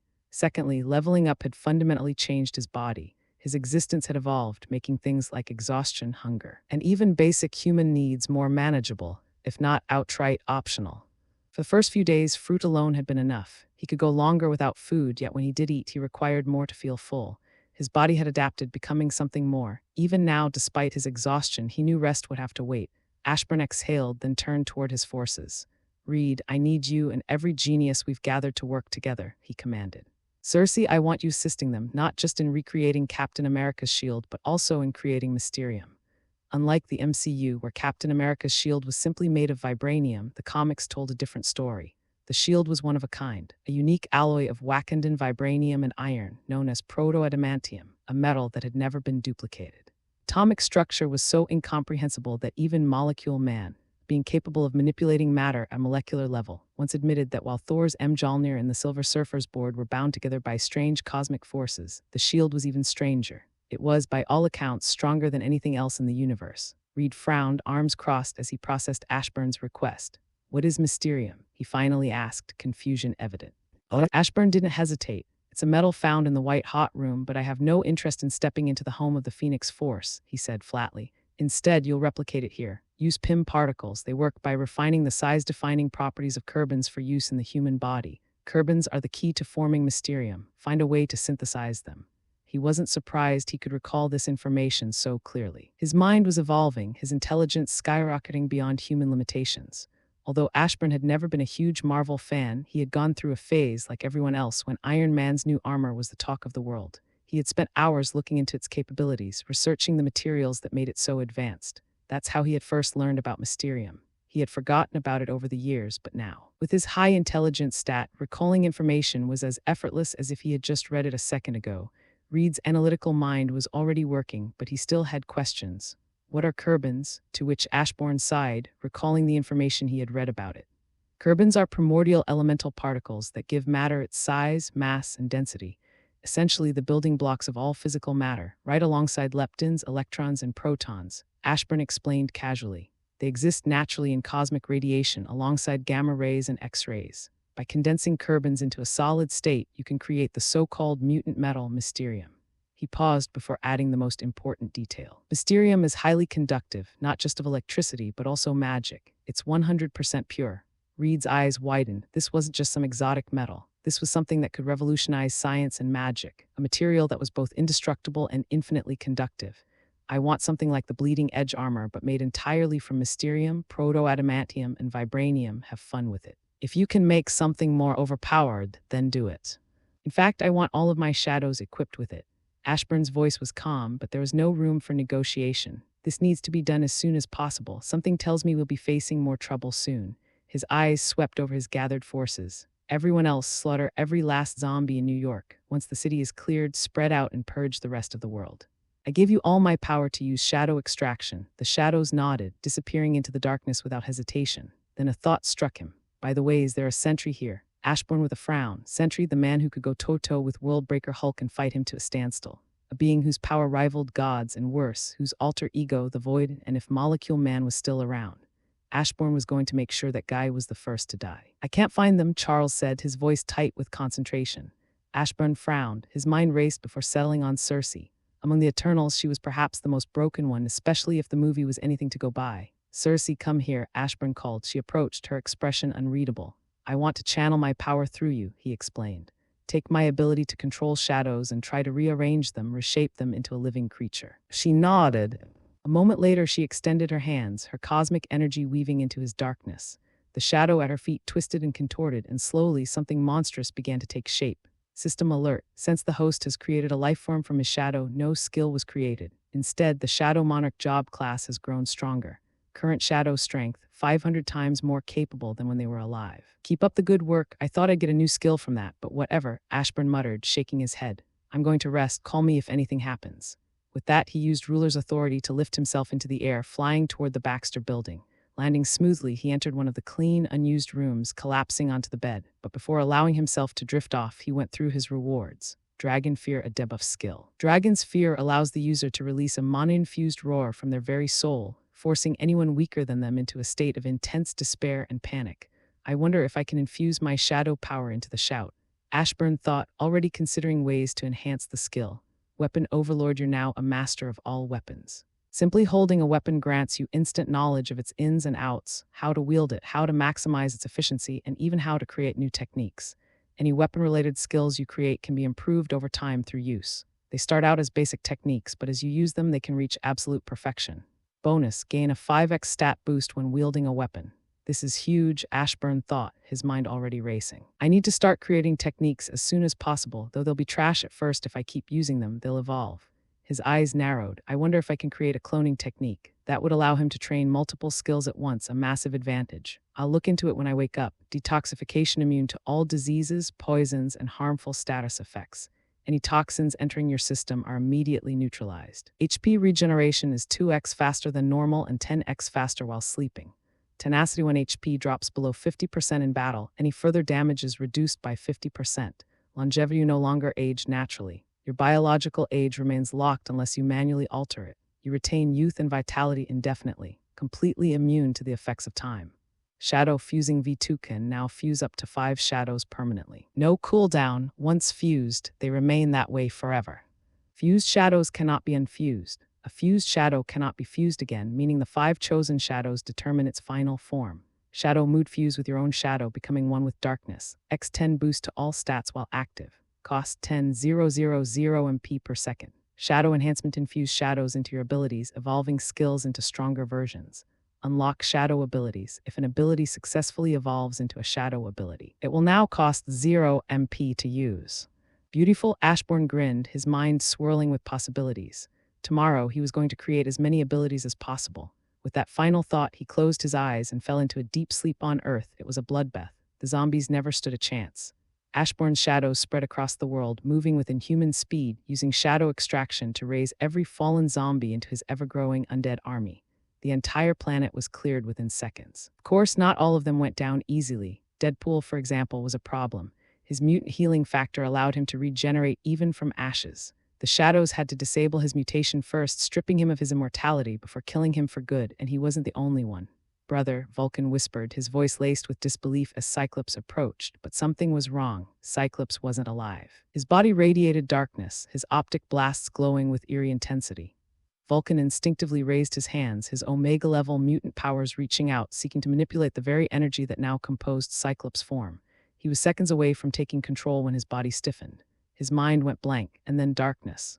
Charles stood nearby, his eyes glowing faintly as he shut down Vulcan's mind before he could even process what had happened. In an instant, one of the most dangerous energy manipulators in existence collapsed to the ground, unconscious. And just like that, he was killed. A moment later, his body stirred. With darkness surging through him, Vulcan rose again, no longer as himself, but as one of Ashbourne's shadow soldiers. Susan, what is this? A young man asked, his eyes narrowing as he examined the force field trapping him. His confusion deepened as he turned to Susan, who stood just beyond the barrier. She looked different, darker, a shadow of herself, but that wasn't what confused him most. Why are you doing this? He pressed. He wasn't alone, for others were trapped alongside him. Among them was Eva Bell, also known as Tempest, a mutant with the ability to manipulate time itself. She could slow it down, speed it up, and even reverse it. Her powers were so formidable that even Dr. Strange himself had once acknowledged them, claiming that her control over time was unmatched.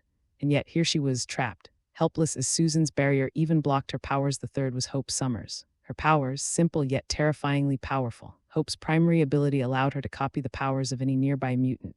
Unlike others with similar abilities, such as Rogue, she didn't need physical contact. There were no side effects for the original power user. She could instantly wield the abilities she copied, with no need for training, no need to even see them in action. And the scariest part, she didn't just copy powers, she used them at their fullest potential. It didn't matter if the original wielder had spent decades training or had zero control over their ability. When Hope copied it, she mastered it instantly. There was no known limit to how many powers she could hold at once, but using too many at the same time took a toll on her. If she pushed herself too far, the abilities would fade over time, distance and usage playing a role in how long she could maintain them. But that wasn't all. Hope could strip mutants of their powers, restore them, stabilize unstable mutations, and even amplify abilities. Yet despite all of this, before Susan, she was powerless. Her abilities were useless against non-mutants. The fourth was Joshua Foley, known by his mutant name Elixir. His power, absolute control over biology. Elixir could manipulate his own body and any living organism down to the genetic level. With a mere touch, he could reshape flesh, mend broken bones, and even restore lost limbs. Healing was only one side of his ability. At his peak, Elixir could perform instant regeneration, heal minds, reverse mutations, and even bring the dead back to life. But just as he could heal, he could also destroy. He could inflict disease, accelerate cellular decay, and shut down organs with a single touch. Life and death both rested at his fingertips. And yet, despite all of this power, before Susan, he was nothing. The fifth was Fabio Medina, known as Egg, his mutant ability. Producing gold balls. From any part of his body, spheres of solid gold would pop out, varying in size, bouncing aimlessly, and emitting an obnoxious poink whenever they hit something. These 5 weren't just mutants, they were the foundation of mutant resurrection. Together, they formed the backbone of the X-Men's greatest secret, the 5, a systematic loop of rebirth. With Fabio's eggs acting as the base, Proteus energy giving them viability, Elixir's healing accelerating cellular growth, Tempest time manipulation rapidly developing them, and Hope's power synergy ensuring their abilities worked at peak efficiency, they could recreate any mutant body from preserved DNA. Then with Charles Xavier's cerebro, their minds and memories were restored, a process that outright defied death itself. Sorry, but you're all better off as shadows, Susan said calmly, raising a hand. Kevin, we need you to handle the stronger reality warpers still roaming the earth. With a flick of her wrist, they floated into the sky, each one encased in its own impenetrable force bubble. They struggled, desperately trying to use their powers, but it was useless. Susan's control, amplified by the very energy of the Celestials, left them completely powerless. To those who are confused, let me copy and paste something from the wiki. The Invisible Woman received her powers when cosmic rays bombarded her body. Mr. Fantastic theorizes that Sue Storm's powers are vibrational energy from the higher dimension of hyperspace, home of the Celestials. To me, that explains how she was able to shield herself from the Celestials and also Galactus, and even harm a Celestial, although her human body greatly limits how much power she can hold. Hope was the first to fall. Without hesitation, Susan crushed her body, snuffing her out in an instant. A moment later, she brought her back as a shadow. Then, without pause, she commanded Hope to strip the others of their abilities. At 500 times her original strength, Hope's depowering ability was absolute.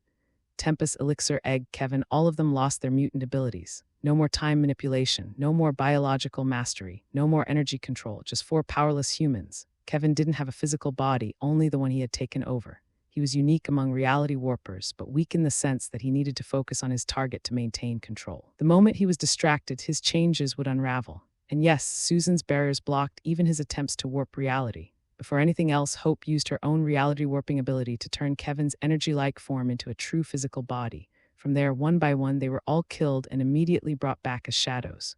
Let's go kill the other reality warpers, Susan said calmly. With Franklin dead, no true reality warper remained to pose a real threat, not with Kevin now vastly stronger and Hope wielding every mutant ability at once. She was, for all intents and purposes, a god, and the more mutants she encountered, the stronger she became.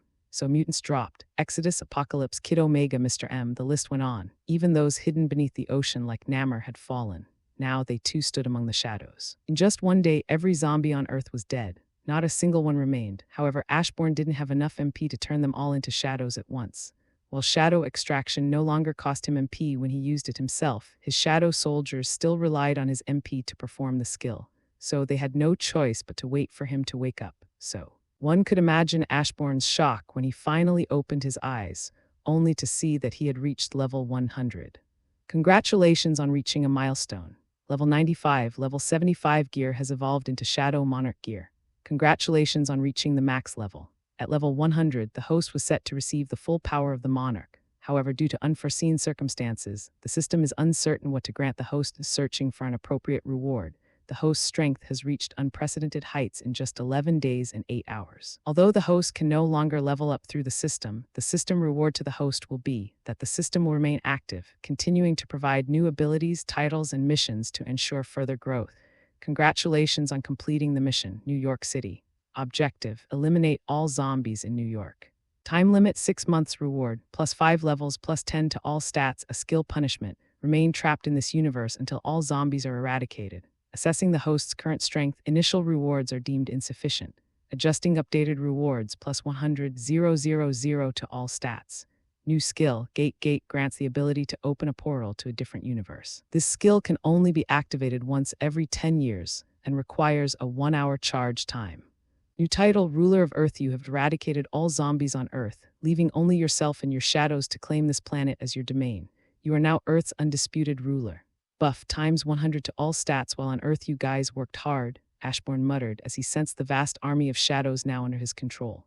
With Earth as his domain, his power had increased exponentially. The MP loss from using shadow extraction was now barely a concern, allowing his shadows to revive the billions of corpses worldwide without issue. While they worked, Ashburn turned his attention to refining his skills. He began testing his various abilities, infusing each one with the essence of shadow, pushing their potential even further. Status screen name: Ashburn Blackheart. Race: human. Age: 12 days and 5 hours old. Level 100. Title: S. Undead Slayer, Impossible Killer, Touch the Void, Weak Point Attacker, Triumphant Over Adversity. Stats: HP 7 120 000 000 /7 120 000 000 MP 7 104 000 000 /7 104 000 000 HP region 237 200 000 per minute MP region 470 800 000 per minute. Attributes: Power 237 600 000 100 times weaker off Earth speed 237, 440, 000, 100 times weaker off Earth durability. 237, 200, 000, 100 times weaker off Earth intelligence. 236, 400, 000, 100 times weaker off Earth and charm. 234, 400, 000, 100 times weaker off Earth. Class and skills. Job class, Shadow Monarch skills. Monarch Stealth, Shadow Step, Shadow Inventory, Shadow Monarch Bloodlust, SH Dow Critical Attack, Shadow Dagger Throw, Monarch Sense, Monarch's Will to Recover, Shadow Mana Manipulation, Ruler's Authority. Unwilling Umbra Kinesis, Monarch Supreme Critical Attack, Shadow Dragon's Fear, Weapon Overlord Detoxification, Tenacity, Longevity, Shadow Mood, Shadow Enhancement. Job Specific Skills. Shadow Extraction, Shadow Preservation V3, Shadow Exchange, Monarch's Domain, Shadow Fusing V2. My lord, we found life on Mars, Storm reported as she floated over to Ashburn, who was jotting down notes on paper. My lord, we found life on Mars. Storm reported as she floated over to Ashburn, who was jotting down notes on paper. He was focused on pushing Weapon Overlord to its limits, brainstorming possible skills he could create. Almost anything was possible, it just had to be a weapon-based technique. Oh, what do you mean by life? Ashburn asked, not looking up. Charles has been searching for Magneto for a while now. With the increase in his power, even with the changes Magneto made to Earth to prevent Charles from covering the entire planet, Charles's current strength allowed him to easily bypass them and extend his reach across the entire solar system, Storm explained. Ashburn's pen stilled, his eyes narrowing slightly as he realized what she was getting at. They're not zombies? Ashburn asked, raising an eyebrow. Storm nodded. Magneto, Emma Frost, and a few others managed to avoid being turned. They call Mars their home now. Ashburn stood up, eager to finally see living people after so long, but after a brief pause, he decided there was something he needed to do first. 12 days without a shower had left him feeling grimy. His gear kept him from smelling bad, but that didn't change the fact that he was covered in dirt, blood, and whatever else had accumulated during his battles. So before anything else, he had one of the reality warpers create a proper shower. Under the steaming water, Ashburn washed away the past 12 days, and for the first time since arriving in this world, he took a moment to really look at himself. Oh, I look a lot like Sung Jinwoo, Ashburn muttered, studying his reflection. His features were hard to pin down. He didn't look Korean or like any particular race at all. It was as if he had transcended human limitations, his appearance shaped by the sheer power of his charm stat. After a moment of observation, he moved on, changing into his new gear, Shadow Monarch gear. The armor looked as if it were woven from shadows themselves, shifting and flowing like a living entity wrapped around him. The dark cloak draped over his shoulders gave the impression that the abyss itself had embraced him. But with a thought, the effect faded, revealing the true form of the gear, an intricate combination of white, silver, gray, and gold. His weapon was just as impressive. The ever-changing blade remained dormant in its default form, a sleek golden hilt, while the rest of it shimmered between silver and gray, waiting to take shape at his command. With the darkness effect active, the weapon radiated an ominous aura, shadows seeping off the blade like ethereal steam. "Let's go," Ashburn said, his voice calm yet resolute. In an instant, he teleported, reappearing on Mars within the small habitable zone that had been altered to sustain life. Before him stood the last remnants of humanity, only a few hundred people, survivors who had managed to escape the zombie plague. The magnetic field surrounding Mars had also been altered, forming an impenetrable barrier that prevented outside forces from easily sensing or entering the area. Magneto hovered above, his expression darkening as he took in the sight before him. His instincts screamed danger, and for good reason. Below him stood Charles Xavier and Susan Storm, but it was the man between them who held his full attention. Clad in armor that seemed to drink in the light, exuding an overwhelming presence, this stranger was something else entirely. What's the meaning of this? Magneto's voice was sharp, laced with suspicion. He had seen too much destruction and lost too many people to trust easily. But then the armored figure, before he reached up, removed his helmet and revealed a face that even the gods would envy. "Relax," the man said with a faint smile. His voice was deep, a charming, deep, manly voice that made him unwilling to hear his own voice out of shame. "Name's Ashburn, but you can call me Ash. I found myself in your world and decided to deal with the zombie problem. Cleared them all out and turned them into my shadows." He glanced at the barren land around them before continuing. "Earth should be free of the undead now. That said, I don't know if the thing that started this mess is still lurking somewhere." His words were casual, almost indifferent, but the weight behind them was impossible to ignore. Magneto could sense it. This was no ordinary man. Thank you, Magneto." "No," Eric stammered, momentarily at a loss for words. The people behind him were no different. A stunned silence hung over the gathered survivors, their wide eyes locked onto Ashburn. Not a single one of them questioned him, didn't even hesitate to believe his words. Ashburn let out a quiet hum, slipping his helmet back on. That was all he needed to see. His charm stat was absurdly effective, borderline mind control, really. a useful tool, but one he'd have to be mindful of. "You're free to return to Earth if you'd like," Ashburn said calmly. "I just wanted to check in. It's been a while since I've seen another human, but I should be heading back. I plan to take the fight beyond Earth and wipe out the remaining zombies across the universe." He had expected to feel something more upon meeting other survivors, but now that he was here, he found himself disappointed. There was nothing special about this moment. With a snap of his fingers, his shadow stirred, rising from the ground to form a swirling portal. Without hesitation, he stepped through, disappearing into the darkness. Susan followed without a word, while Charles lingered for a moment, meeting Magneto's gaze. He had once considered Eric his greatest rival, his opposite in ideology, but after everything that had happened, that rivalry felt meaningless now. "Is that you, Charles?" Eric asked, his voice laced with disbelief. It was hard to accept that the man before him, a shadow of his former self, was still the Charles Xavier he once knew. "Of course it is," Charles replied with a gentle smile. "Though I have risen again as a shadow under my Lord's command, I am still myself. My mind, my will, they remain unchanged." "That's hard to believe," Eric admitted, studying him carefully. "It's the truth," Charles assured him. "Come back to Earth. We won't be staying for long. There are still countless zombies out there waiting to be wiped out." He gestured toward the swirling portal. Eric hesitated for only a moment before reaching out with his senses. The magnetic waves of Earth pulsed on the other side, familiar and strong. Trusting his instincts, he stepped forward and emerged in Wakanda, where shadows moved tirelessly, rebuilding the fallen nations. The vibranium mines of Wakanda were gone, stripped bare by the shadows who tirelessly worked to repurpose Earth's resources. Even materials Ashburn had never known existed had been gathered and put to use, as the shadows had a will of their own, seeking out anything of value.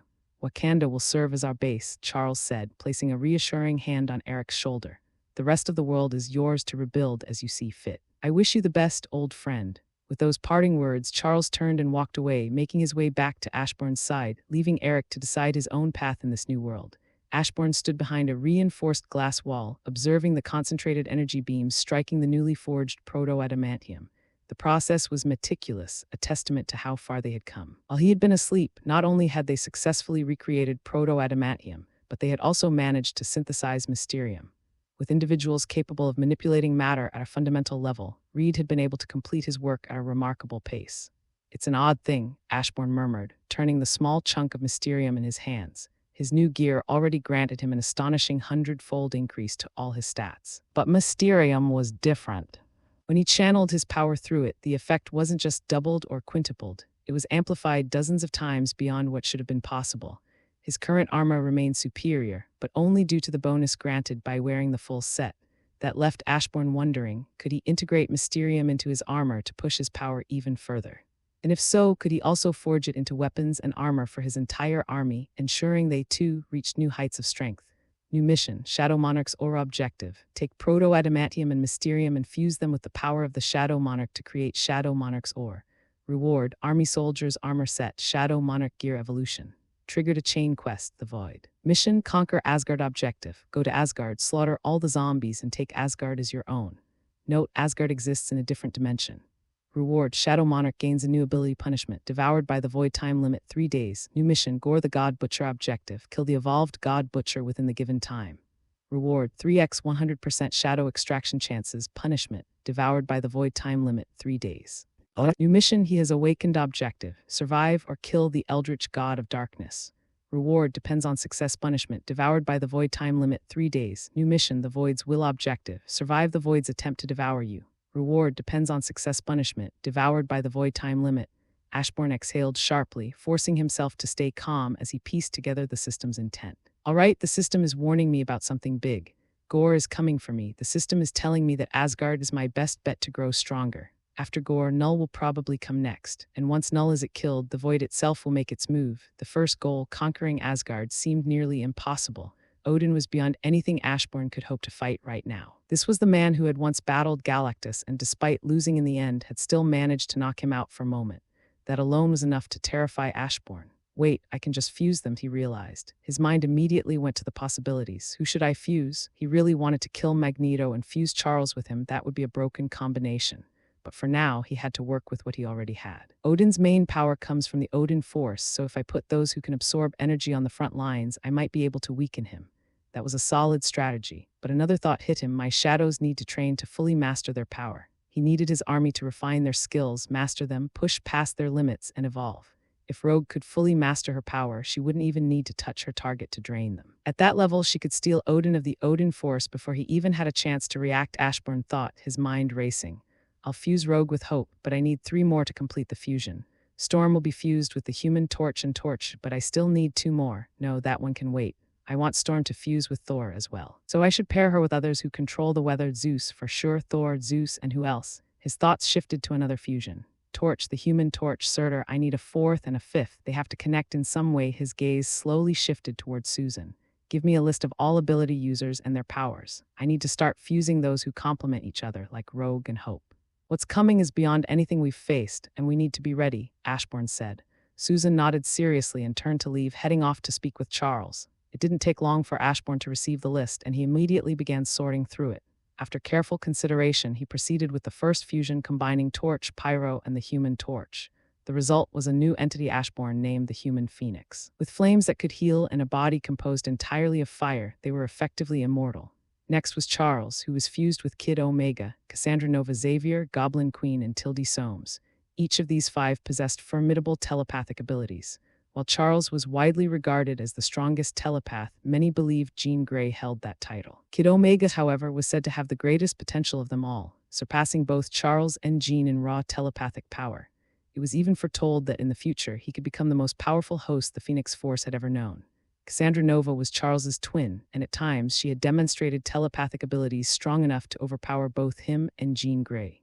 However, her powers extended beyond telepathy. One of her most terrifying abilities was DNA duplication, allowing her to copy the DNA of sentient beings and construct physical bodies for herself. Additionally, she had access to the full spectrum of latent mutant abilities hidden within one's genome, making her an unpredictable and dangerous force. Then there was the Goblin Queen, better known as Madeline Pryor, a clone of Jean Grey. While she lacked the full strength of the original, she was still an incredibly powerful telepath with access to dark sorcery, making her a formidable addition to the fusion. Lastly, Tildy Soames, not well known but incredibly unique. She was a telepath with the rare ability to manifest her dreams into reality. Originally, Hope had depowered her, but now that she was a shadow, Hope had returned her abilities, restoring her full potential. The power to bring dreams to life was something even Charles Xavier couldn't accomplish, making her an invaluable addition to the fusion. As for how strong the combined entity was, Ashburn had no idea yet, but seeing the final result, an enormous shadow with an oversized head, he decided to name it Mega Mind. Ashburn spent hours orchestrating fusions, optimizing his army for the battles ahead. Rogue and Hope became Power, a fusion of unlimited potential. The Thing, Colossus, and the Juggernaut combined into Tank, an unstoppable force of pure durability. And so it continued as he carefully crafted warriors suited for the coming war. Ashburn even used one of his 100% shadow extraction chances to bring Franklin Richards back as a shadow. Although Franklin was heavily weakened, he was still shockingly powerful, strong enough to hold his own against most of Ashburn's shadows, even the fused ones. However, Franklin wasn't revived to be fused with anyone. Instead, he was brought back to work alongside Reed Richards, helping to accelerate their research and production. Meanwhile, Ashburn was placed inside an illusion created by Mega Mind, where he could train and rapidly develop new skills using Weapon Overlord. Until now, he had never considered the shadows as weapon, but once he did, something unexpected happened. Weapon Overlord evolved into Shadow Weapon Overlord, pushing his potential even further. Now Ashburn had an arsenal of defensive, supportive, and attack-based skills, honed and perfected within his illusionary training. "My lord, it's finished," Reed announced, handing Ashburn his newly forged creation, an ore fused from both proto-adamantium and mysterium. To Ashburn, months had passed in training, but to the outside world, only a few seconds had elapsed. "Amazing," Ashburn muttered, channeling his power into the ore. The moment his energy coursed through it, the output of his power increased by heights his current armor couldn't hope of matching. Without hesitation, he continued pouring his energy into the metal, refining it further. Hours passed, and under the immense infusion of his shadow energy, the once pure silver ore began to morph and transform, taking on an entirely new, never-before-seen form, a material that had never existed in any world before. Mission completed. Shadow Monarch's ore objective: take proto-adamantium and mysterium and fuse them with the power of the Shadow Monarch to create Shadow Monarch's ore. Reward: Army Soldier's armor set, Shadow Monarch gear evolution. With that notification, all of Ashburn's shadows underwent a transformation. Their forms shifted, clad in newly forged armor that significantly boosted their power. The same was true for Ashburn himself. His silver armor shimmered for a moment before darkening, shifting into a sleek black and purple set, radiating an aura of pure dominance. The transformation was complete. His new gear embodied the essence of the Shadow Monarch. Such power, Ashburn muttered, feeling the surge of raw strength coursing through his body. His new armor didn't just increase his power, it amplified it to heights so extreme that his body needed time to adjust. His stats had skyrocketed into the hundreds of billions, an astronomical leap that even he found staggering. He exhaled slowly, steadying himself as his body adapted to the sheer increase in strength. It wasn't just him, his shadows had evolved alongside him. Moments ago, they were 500 times stronger than when they were alive. Now, 500 million times stronger. The increase was insane. His new armor, combined with their enhanced gear, had pushed their capabilities to 50 million times their former strength. And with Ashbourne's newly gained mastery of darkness, courtesy of his training under Mega Mind's illusion, their abilities had multiplied tenfold. Let's go. Ashbourne's voice was calm yet absolute. He threw a glance toward his shadows, his eyes gleaming beneath his helm. With this power, he knew he was still far from facing the likes of Asgard. Even with the stats of billion, destroying a planet was still a challenge for Ashbourne. Deep in the void of space, amidst the silence of the cosmos, a group of powerhouses drifted forward. Spider-Man, Jean Grey, Iron Man, Ant-Man, Luke Cage, Hulk, Wolverine, Gladiator, Galactus, Firelord, Thanos, and Thor. They had scoured the universe, devouring everything in their path, but now they all paused. Before them, a portal of swirling darkness split reality open, and through it, a figure emerged. Cloaked in living shadows, standing atop a colossal dragon, the presence was imposing, absolute, and unreadable. Ant-Man narrowed his eyes. "Who are you?" The figure did not hesitate. His voice was calm, yet carried a weight that bent the cosmos itself. "I am Ashbourne, god of darkness." With those words, the void itself seemed to move, and from beneath him, a sea of shadows surged forward, forming an unstoppable wave of monstrous power. Yet among them, only one shadow stepped forward: Energy Master, the fused entity of Vulcan, Alexander, and Gambit, a being of pure energy manipulation, crackling with power beyond mortal comprehension. "You're in a weakened state," Reed said with a smirk, his gaze locked on the most dangerous person present, Jean Grey. She had yet to fully succumb to the Dark Phoenix, but it was only a matter of time. "Galactus' power has been divided among you, which means the Galactus standing before us is nothing more than a starving husk, and the rest of you should be roughly at his level." The zombified heroes and titans were stunned. "Reed," Iron Man's voice carried both shock and disbelief. It was impossible. Reed Richards had been among the first to fall, yet before any of them could react further, Mega Mind moved. A force of unparalleled mental might, he struck directly into Jean Grey's mind, challenging the Dark Phoenix head-on. The battle was instant, a war of wills fought in a realm beyond the physical. Jean had no choice. She had to divert all her focus to aiding the Dark Phoenix against Mega Mind. But even with cosmic power at her disposal, she was losing. A weakened Dark Phoenix was not enough to match the sheer mental force of Mega Mind. The tide of battle had shifted before it even began. Why was the Dark Phoenix weakened? How could something known by so many titles, the beginning and end of all creation, Alpha and Omega, the heart of all things, the sum and substance of all that lives, be losing? There was a pattern to these names: life and death, the beginning and the end, a force that transcended all living things. Yet here in this broken universe, where the concept of life and death no longer existed, the Phoenix Force had no foundation to draw upon. It was like a fire deprived of oxygen, flickering dimly in the void. With its power diminished, Megamind was able to completely suppress it, forcing Jean Grey into an unwinnable battle. But even if the Phoenix Force was not weakened thanks to the state of this universe, Megamind would have still won. That left Energy Master to face the rest of the zombified titans. "Come." At first, it seemed as if Energy Master was simply challenging the zombies, beckoning them to attack. But within seconds, they all felt it. Their very energy was being drained from their bodies. Every ounce of cosmic power, kinetic force, and gamma energy they possessed ripped away as if obeying Energy Master's call. Realizing the danger, the zombies instinctively tried to move, but they couldn't. Even the kinetic energy needed to take a single step was gone, leaving them frozen in place. "My lord," Energy Master said, kneeling as the stolen energy gathered into a concentrated mass before him. With a nod, Ashbourne reached out, absorbing it all into his shadow. "Host has absorbed a large amount of gamma energy and power. Cosmic warning. This energy exceeds the host's current limits. 99% of the energy has been redirected to strengthen Shadow Monarch. The remaining 1% has been utilized to evolve the host. Host evolution initiated. The host has remained human for too long. To accommodate the power gained, evolution is necessary. New race, half monarch, half human. Note, due to reason, full monarch transformation is currently unavailable." Ashbourne stood still, feeling the changes unfold within him. His power surged, his stats multiplying many times over, but more than his own strength, his shadows had undergone an even greater transformation. He turned his gaze toward Franklin Richards, once a being whose very existence defied reality. Now, even as a shadow, Franklin was beginning to reclaim fragments of his full power. If Galactus had been at full power, Franklin would have regained 100% of his full strength. But that was a matter for another time. For now, Ashburn turned his attention toward the Hulk. Make him angry.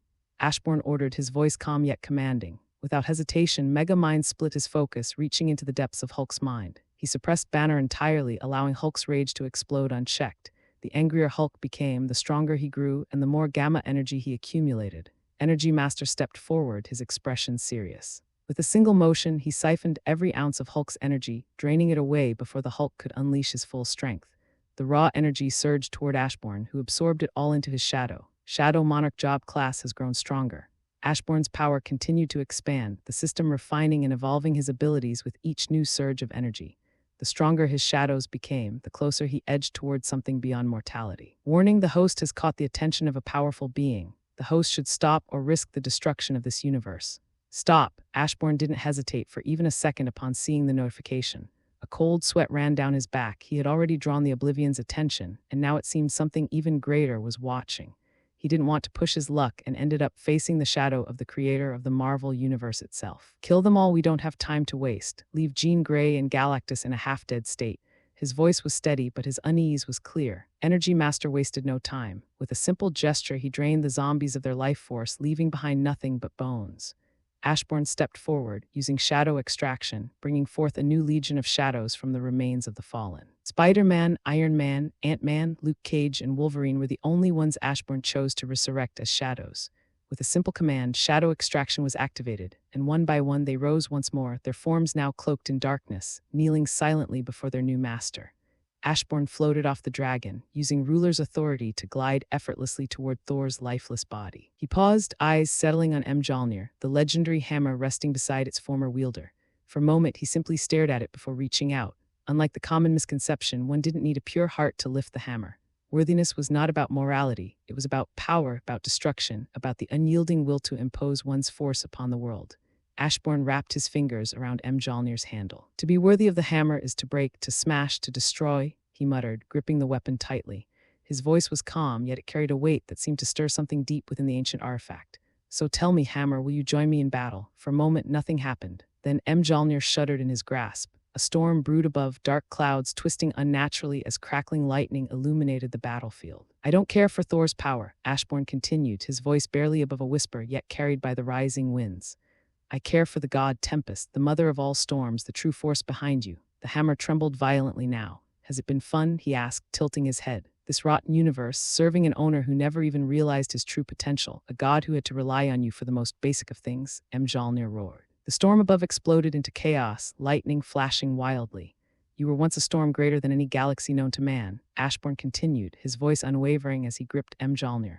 So powerful that Odin himself had to seal you away, but look around you, this universe is dying. Soon it will be devoid of all life, leaving you to rage in solitude. The hammer trembled violently in his grasp, bolts of electricity arcing off its surface, crackling with unrestrained fury. But that's a sad fate, isn't it? Ashburn mused, his golden eyes locked onto the hammer. So why don't you follow me instead? With me you'll never be caged again. As if in response, the comic storm clouds above erupted, a bolt of pure divine lightning tearing through the sky and striking them both. The world shook. Susan gasped, instinctively raising her hands to form a force field around Ashburn, but before she could act, Megamind raised a hand. Don't worry, he said calmly, watching the unfolding event. His voice carried certainty, even as the storm raged around them. This wasn't a rejection, it was a baptism. Sensing the host has picked up Mjolnir, unlocking both the power of Thor and the Mother Storm trapped within it, detecting a new Uru. Absorbing the runes inscribed on the hammer, transmuting their enchantments into raw fuel for the host's power, conversion complete. Congratulations, the host's power has reached its peak. The only path for the Shadow Monarch's strength to grow further is through increased mastery of umbrakinesis. The Mother Storm has been fully absorbed into the newly evolved Shadow Monarch's ore, now reforged with Uru. As a result, the host's armor has undergone an unprecedented transformation, granting an exponential increase in power. As the system's notification faded, Ashburn exhaled slowly, feeling the raw, crackling power coursing through him. The very fabric of reality seemed to ripple under the pressure of his mere presence. His newly forged armor no longer just emanated darkness. It now howled with an eternal storm, flickering between pure shadow and divine lightning. Mjolnir, once an artifact that decided the worth of its wielder, now was fused with his Shadow Monarch gear, strengthening not only him but both the Primordial Storm and his shadow soldiers to greater heights. The stronger I get, the stronger my shadow soldiers become. But at this rate, I'll never surpass my heavy hitters, Ashburn thought, comparing his own strength to that of his most formidable shadows. Arise, his voice echoed through the void of space, a command that sent ripples across reality itself. Black lightning crackled violently, shooting from his body in chaotic arcs. The moment the energy surged forth, it struck the remains of the fallen zombies Thor, Thanos, Gladiator, Firelord. Space itself twisted under the weight of the summoning. A massive shadow tornado erupted into the abyss, devouring the corpses in a swirling vortex of pure darkness. The pull of its energy was so immense that it bent the very fabric of spacetime, distorting the surrounding area like a collapsing star. Then in the midst of the storm, 4 towering figures emerged. Gladiator, his form wreathed in shadow, eyes blazing with unwavering supremacy. Firelord, his cosmic flames now a black inferno, seething with unnatural power. Thanos, exuding an even greater aura of inevitability, his very existence a paradox of death and rebirth. And finally Thor, the god of thunder, his new form now infused with the very storm Ashburn had claimed. They stepped forward in unison, their power crackling through the void before falling to one knee. Let's go to Asgard, Ashburn commanded as his shadow shifted, forming a swirling portal. Without hesitation, he stepped through, emerging onto the golden realm of the gods. The moment he arrived, Odin was already there, waiting. Ashburn expected this. The moment he absorbed the runes from Mjolnir, Odin would have sensed the shift. The Allfather stood tall, his one remaining eye burning with divine fury. He wasn't alone. Behind him, a sea of zombified Asgardians stretched across the horizon, warriors, gods, and legends, all twisted into grotesque mockeries of their former selves. Ashburn barely spared them a glance. His attention was on Odin. Franklin, he said, a faint smirk on his lips. Let's see how much damage 1% of your power can do. At those words, Franklin shot forward, an unstoppable force against the decaying might of zombie, Odin a clash of cosmic power against divine wrath. Charge! Heimdall's voice roared through the battlefield, and the undead forces of Asgard surged forward. Ashburn exhaled, then raised his hand and brought it down. In an instant, the ground trembled as a shadow tsunami exploded forth, billions of shadow soldiers materializing at his command. The battlefield drowned in darkness as Asgard's forces were met with an overwhelming flood of shadows. Ashburn exhaled, then raised his hand and brought it down. In an instant, the ground trembled as a shadow tsunami exploded forth, billions of shadow soldiers materializing at his command. The battlefield drowned in darkness as Asgard's forces were met with an overwhelming flood of shadows. Boom, the very fabric of reality trembled as Odin and Franklin clashed, shaking the 9 realms to their core. The shockwaves of their battle tore through space, sending ripples across the multiverse itself. He's stronger, Thor whispered, eyes wide in disbelief. I expected as much, Ashburn replied, watching the battlefield unfold. A zombified Odin who doesn't need to sleep. That means an Odin operating at 100% at all times. Although it kind of make no sense since the Odin sleep is needed to replenish his powers, Odin, wielding the full might of the Odin force, was an unstoppable force. But Franklin, even in a weakened state, was no mere opponent. His unmatched reality-warping abilities allowed him to stand on equal ground with the Allfather. Their battle was beyond anything the 9 realms had ever witnessed. Every collision sent violent shockwaves across the cosmos, distorting space, shattering dimensions, and shaking even the most ancient planes of existence. Odin was anything but weak. This was a being who stood just short of the likes of Galactus. They're evenly matched, Ashburn observed with a grin, watching Franklin and Odin clash as equals. He couldn't help but wonder just how powerful was a fully grown Franklin Richards. Even now, with only 1% of his true strength, Franklin was only 1% the strength of a Celestial's. Yet he was holding his own against Odin at full power. Ashburn moved. In an instant, he vanished from sight and sense. His presence erased so thoroughly that not even the Allfather noticed. Only Heimdall, gifted with his unparalleled sight, sensed the danger. Allfather, behind you, Heimdall roared. Odin barely turned in time just as Ashburn's blade cut through his divine magic and into his skull. There was no resistance. Not even the might of the Odin force could stand against Ashburn's weapon. His gear was too powerful. I feared he might self-destruct or something, Ashburn muttered, stabbing his palm into Odin's chest as he began to absorb the Odin force. Golden energy burst from Odin's body, flowing into Ashburn's veins. His eyes flared with divine power, but within seconds the glow darkened, shadows coiling off them like steam. Gained a new energy born from the fusion of multiple divinities, creating a force beyond any single god. This energy has been converted into a form that best suits the host. Umbrakinesis has evolved into Shadow Monarch force as the power settled within him. Ashburn could feel it, raw, limitless potential. He no longer needed ruler's authority to fly. Strength surged through him, his entire being elevated by the fusion of darkness and divinity. Though still weaker than Odin at his peak, Ashburn now stood as a true powerhouse in his own right. The host has reached the peak of his physical capability. Further growth is now only possible through the mastery of his abilities, the evolution of his power, and the expansion of his shadow army. While temporary power boosts can be obtained, this is the host's baseline strength. Ashburn exhaled sharply, irritation flickering across his face. So I can't just steal energy to grow stronger anymore. What a pain. Shaking his head, he turned his focus back to the battlefield. With a single motion of his hand, a surge of his newfound power ripped through Asgard, obliterating every remaining zombie in an instant. Arise, Ashburn's voice echoed through Asgard, and for a moment time itself seemed to freeze. Then a wave of darkness erupted from Odin's fallen form, engulfing the battlefield. The shadows churned and twisted, and when they finally settled, a towering figure stood amidst the black mist. A newborn shadow, clad in regal armor, let out a roar so powerful it rippled across the entire multiverse. Without sigh, Ashburn patted Odin's shoulders before he landed on the ground. Before walking forward, his steps steady as he made his way toward Odin's throne room. Go, slaughter every zombie in your path and turn them into shadows. Ashburn's voice was calm but carried an undeniable command. Find Loki as soon as possible and turn him into a shadow. Odin Franklin, search the 9 realms and convert every zombie you encounter. Without hesitation, the shadows dispersed, their figures vanishing into the darkness, spreading across the realms like an unstoppable tide. Ashburn exhaled, crossing his arms as he gazed toward the horizon. There was nothing more to do now but expand his army and wait for Gore. Elsewhere in the 9 realms, on a distant, forsaken planet drenched in darkness, Gore the God Butcher convulsed violently, his screams muffled against the dead soil. The all-black necrosword pulsed with raw, unfathomable energy, black tendrils slithering over his skin, digging into his flesh, reshaping his very being at a genetic level. I gift you my power. In return, bring me the new god. Ashburn Blackheart. The voice echoed within the zombified Gore's mind, a sound so vast and deep it crushed all other thoughts. Gore's body seized violently. A scream tore from his throat, raw and unrelenting, as something ancient and unnatural slithered through his veins. I hold the genetic codes of billions across the multiverse. The voice resonated, every syllable warping Gore's very essence. I shall reshape you into the ultimate life form. Something even gods and celestials fear. Gore's screams intensified. His body tore itself apart, flesh twisting, bones snapping, muscles unraveling, only to reform stronger, more perfect than before. Long, jagged wings burst from his back, blacker than the void itself. His muscles coiled with newfound strength, his senses sharpened beyond mortal comprehension. With a single careless movement, the sheer force of his presence shook the planet's core, nearly pushing it to the brink of destruction. Mission complete. Conquer Asgard. Objective. Go to Asgard, slaughter all zombies, and claim Asgard as your own. Note: Asgard exists in a different dimension. Reward: Shadow Monarch gains a new ability. Punishment: devoured by the void. Time limit: 1/3 days. Shadow extraction has evolved. Shadow extraction can now be used on spiritual beings, allowing the Shadow Monarch to raise and command entities beyond the physical realm. Oh, I didn't think the day would come. Ashburn thought, staring at the notification.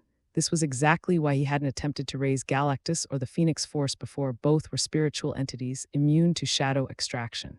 But now, that limitation no longer applies. Sitting on his throne, Ashburn took a moment to consider his next move. Then, without hesitation, he raised a hand and opened a portal, stepping through to where the half-dead bodies of Jean Grey and Galactus lay. Holding out his palm, he watched as the weakened Dark Phoenix, once a force of destruction feared across the cosmos, was pulled towards him, its fiery essence twisting and writhing in resistance before finally succumbing to his call. I thought about turning you into a shadow, Ashburn said, his voice steady, but in the end I've decided not to. You're free to do as you wish. With a flick of his wrist, Shadow Monarch force surged through him, wrapping around the Phoenix Force like tendrils of liquid night. He willed it forward not to bind, but to cleanse. The corruption that had tainted the cosmic entity began to unravel, drawn into the abyss of his power. A brilliant explosion followed. The Phoenix flared outward, wings spreading wide as it ascended into the sky, its form rapidly expanding until it rivaled the size of a moon. Golden flames turned pure once more, swirling with unrestrained power as they gazed down at Ashburn. Something isn't right about you. The Phoenix Force's voice echoed softly, laced with something between curiosity and wariness. Ashburn simply smiled, the shadows around him flickering in response. No, I just have a high affinity with the concept of darkness. The name's Ashburn. Should I call you Phoenix? He asked, removing his helmet to meet the Phoenix Force eye to eye. For a moment, Ashburn thought he saw the Phoenix shake, but he wasn't sure. The cosmic entity hovered, its flames flickering with curiosity. What do you plan on doing? With your power, there's almost nothing you can't do. This universe alone can't contain someone of your potential. Ashburn shrugged. Honestly, I don't know. I'm thinking of heading to another universe and figuring things out when I get there. I already lived the power-hungry dream, and I'm sick of it. He let out a tired sigh. Days of grinding, barely any sleep, constantly watching my back so I don't get eaten by some mutant zombie, not exactly fun. His gaze shifted to Jean Grey, then to Galactus. Arise. He commanded. Darkness swirled around their broken bodies, creeping into every crack and crevice. And then boom, the universe trembled far more violently than when Odin had been turned into a shadow. This wasn't just due to Galactus's overwhelming strength, it was the sheer cosmic weight of his rebirth, the ripple effect threatening to shake existence itself. But Ashburn contained it, keeping the aftershocks locked within this realm. The Phoenix Force gazed at the massive pillar of darkness, watching as it slowly faded, revealing a newly reborn Galactus. But this wasn't the same cosmic devourer as before. This Galactus was far, far stronger than in life. Shock flickered in the Phoenix Force's burning eyes. It turned toward Jean Grey, now a shadow as well, and felt a shift, her presence, her power. She was the perfect host, more than ever before. So, what are you? Are you like Odin's Odin Force? Ashburn asked while flying onto Galactus's palm, signaling the Phoenix Force to follow. Although he knew a lot of the Phoenix Force, he had reasons not to show he had such knowledge. No, I'm the manifestation of the prime universal force of life. I'm also the nexus of all psionic energy which does, has, and ever will exist in all realities of the universe. The Phoenix Force said, its flames flickering as it regarded Ashburn with unease, realizing it had underestimated him. So you have some grand role in creation or something? Ashburn asked, tilting his head. Just how were you even born? I was born of the void between states of being. I am the spark that ignites creation and the flame that consumes it, the Phoenix Force said, studying Ashburn carefully. Really, but isn't there someone who is the manifestation of death? Are you two best friends or enemies? And if you consume the flame of creation, doesn't that make you death? Or is death only responsible for physical death and nothing more, like the end of individual lives? Ashburn asked, his curiosity genuine. The Phoenix Force hesitated, its flames flickering as if the question itself had never been fully considered. Death's domain is the process of the living losing life, it finally answered. My domain is the process of creation dying. We have no relationship. Ashburn nodded, processing the answer. So you don't deal with individuals, you deal with the death of creation itself, the end of cycles, the collapse of everything. He let out a low chuckle. That makes you way scarier than death. So what do you plan on doing? Since I'm going to turn every zombie in the universe into a shadow, I doubt you'll be able to find a host for a long time. Ashburn said lightly. The cosmic entity turned its gaze toward Earth. Why did you let the humans go? Many of them possessed unique abilities that could have benefited you. Ashburn rolled his eyes. I could also devour my shadows to grow stronger, but I refuse. I guess I'm too soft, but I don't mind it. He exhaled, looking ahead. I see my shadows as more than mere tools, they're my allies. As for the humans on Earth, I don't know, I can't find the right words, but it just didn't feel right to attack those who had no ill will towards me. He stepped forward, nearing the edge of Galactus's massive palm as they arrived in Asgard, the realm now under his rule. I see you allow those weak human emotions to control you, the Phoenix Force said, its tone laced with curiosity. Ashburn rolled his eyes. You've existed for eons. I highly doubt you've never once experienced those same weak emotions, he replied, watching as the Phoenix Force hesitated for a brief moment. Noticing this, a smirk tugged at his lips. Emotions came and went, it finally said. To me, they were like a blink, fleeting, insignificant, but to you. They could be a major ripple in your existence, something that lingers, something that could lead to your downfall. I'm not one to regret my actions, so how about you join my army? Honestly, I have no idea who I'd even need my army for, but strengthening it wouldn't hurt, right? I won't turn you into a shadow, not out of pity or some human sentiment, but because my gut tells me you're different. And so far, my gut's never been wrong. Ashburn stopped walking, turning to look directly at the Phoenix Force. What else has your gut told you? It asked. Ashburn thought for a moment before responding. When I was absorbing Hulk's energy, I got this bad feeling, and for some time now, I've had this sense that something big is coming after me. My instincts have never failed me, Ashburn said with a smile. The Phoenix Force narrowed its eyes as it studied him. I will stay under one condition. You will do nothing to disrupt the balance of creation and will protect it, it said firmly. Do I look like someone who causes chaos for no reason? Ashburn asked, crossing his arms. The Phoenix Force eyed him carefully, scanning him from head to toe. Ashburn followed her gaze, then glanced down at himself, his dark armor radiating an ominous energy. He let out an awkward cough. Well, I control the darkness. The darkness doesn't control me, he clarified with a shrug. You can check my mind if you want. I have no interest in some grand plan to end the world or whatever, he said with a roll of his eyes. I can see that. The fact that you bathe in shadows, yet your soul remains untouched by them, makes no sense. The fact that your mind isn't consumed by darkness and it doesn't affect your power also makes no sense, the Phoenix Force said, scrutinizing him. Ashburn gave her a strange look. Not everyone is as mentally weak as you, he said bluntly. There is no dark Ashburn, there's just me. The Phoenix Force flinched slightly, clearly taken aback by his words. To let mere mortals corrupt you, Ashburn said with a hint of disdain. I suppose it's for the best that you stay by my side. Maybe I can teach you a thing or two. The Phoenix Force gritted its teeth in anger but quickly froze when Galactus narrowed his eyes at it. In her current weakened state, it was no match for him. so it could do nothing more than hold back its displeasure and follow Ashburn. Who is he? I thought, staring at the man cloaked in darkness. It was strange. As a being with a unique connection to both life and death, I understood his essence. When he appeared before my host, I felt something dark, something more primordial, more absolute. His authority and potential didn't just touch upon death. They resonated with something far greater, something beyond death itself. It reached into oblivion. What was oblivion? The void, the end of all things, nothingness incarnate. Among the cosmic abstracts, oblivion was considered the third strongest, second only to its direct counterpart. But under the right conditions, when creation teetered too far into its grasp, oblivion was unrivaled. It was then that it became the strongest force of all. Was Jean Grey a good host? Yes, she was perfect, perhaps the best host I had ever bonded with. But this man shrouded in shadows, he was something else entirely. He went beyond perfection. The destruction we could unleash together, the power we could wield, it was beyond anything else I could hope for, but I didn't even have time to dwell on the thought. A shadow, its head unnaturally large, appeared within Jean's mental world and launched a relentless assault against me. A battle of mental wills erupted, and to my surprise, I found myself overwhelmed. It wasn't just the raw power behind its attacks, but the presence I felt within the shadow itself.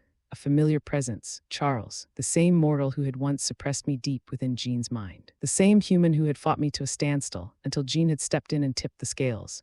And now, even in death, he had returned, stronger than ever. This time, even with Jean Grey and I working together, we were utterly powerless against this fused being. No matter how hard we fought, we were helpless. What made it worse was that this shadow wasn't even focused entirely on us.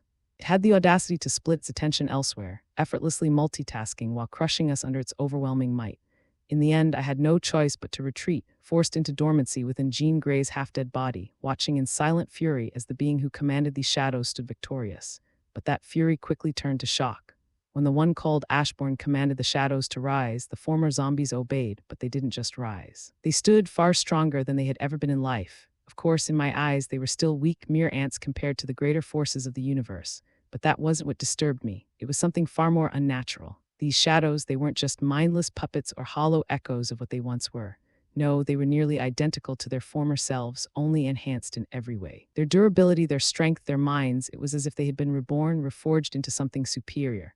And that was terrifying. He didn't stop there. No, he moved on to Thor, the god I once saw as my son. Although to a being of my stature, such attachments meant little. I held no motherly affection for Thor, yet I still watched over him in my own way. But what truly shook me was what happened next. I watched as he claimed the Mother Storm for himself, something I had never imagined possible. The very storm that Odin had sealed away, the raw, untamed force of destruction, became his. As if that wasn't enough, the hammer itself fused with him, along with the runes that granted Thor his power. Like the void itself, he devoured everything, growing ever stronger. And for the first time in my existence, I felt something unfamiliar. A creeping, gnawing unease. And yet it still didn't stop there. Gladiator, Thor, Firelord, and most shockingly Thanos, each one rose from death as his shadow. Thanos, a being who stood just below the likes of Odin and the other gods of his tier, and on that tier Odin stood at the peak. Thanos was no mere powerhouse. He was a force to be reckoned with, a warlord who had challenged cosmic entities and lived to tell the tale. For him to return, not just as a shadow, but far stronger than when he was alive, was terrifying. This new Thanos wouldn't struggle against Galactus. No, he would stand against him as an equal, perhaps even emerge victorious. But again, it didn't stop there. Ashburn set his sights on Asgard, and to my horror, I realized the truth. Even the weakest of his shadows was thousands of times stronger than the average Asgardian. It was a massacre, a slaughter so absolute that even the proudest warriors fell with ease. Even the rabbits were tearing through the fallen Asgardians as if they were nothing. It was a bloodbath, but it didn't stop there. Franklin Richards clashed with Odin, and I thought this battle might draw the attention of someone who would intervene before the multiverse suffered any lasting damage. Yet I quickly realized no such intervention would come because it wasn't needed. Ashburn killed Odin. Not only that, but he stole the Odin force, growing even stronger. If only it had ended there. But after ordering his shadows to spread across the universe, slaughtering every last zombie, he returned to the throne room, only to then come back to us. And then to my horror, he reached out, and I floated helplessly into his palm. I was scared. I didn't want to be turned into a shadow. I thought about turning you into a shadow, but in the end, I've decided not to. You're free to do as you wish. Ashburn said, drawing out the corruption that had overtaken me. I didn't hesitate. I burst from his grasp, my form expanding as I quickly reclaimed my power. Though still weakened by the state of this universe, I was whole once more. Then I turned to look at him, and what I saw left me stunned. His soul remained untouched. It wasn't overwhelmingly pure, like some noble-hearted hero, but it wasn't tainted either. It was balanced, neutral, in a way few beings ever were. To absorb my corruption and remain unchanged, to wield such deep darkness without it consuming him, who was this man? Something isn't right about you. The words escaped me before I could stop them. This man, he defied reason. But more than that, I felt an inexplicable pull toward him. It wasn't just his power or his presence, it was something deeper. Without realizing it, I had been tracking his every movement, analyzing every action, every word. There was a weight to him, an aura that made everything he did seem more significant, more absolute. Nah, I just have a high affinity with the concept of darkness. He dismissed it with a casual shrug before meeting my gaze. The name's Ashburn, should I call you Phoenix? Then he removed his helmet, and I froze. Through all that darkness, beneath the overwhelming power that cloaked him, lay a face so striking that, for the first time in my existence, I felt as though my non-existent heart had skipped a beat. He was beautiful. For a moment, I was completely stunned, unable to look away. It was as if the very concept of beauty had been redefined before my eyes. And before I even realized it, words began slipping from my lips, questions, probing, searching, trying to understand the man beneath the darkness. For the first time in a long time, my non-existent heart beat for someone.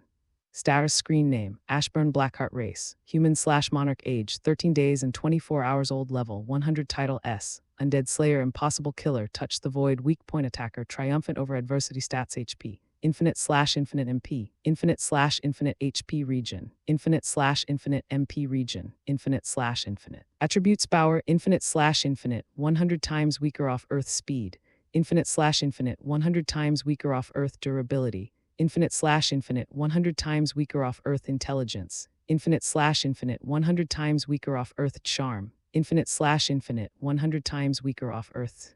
Class and skills. Job class, Shadow Monarch skills. Shadow Monarch Force, Shadow Inventory, Unwilling, Shadow Weapon Overlord, Detoxification, Tenacity, Longevity, Shadow Mood, Shadow Enhancement, plus 99 self-created skills.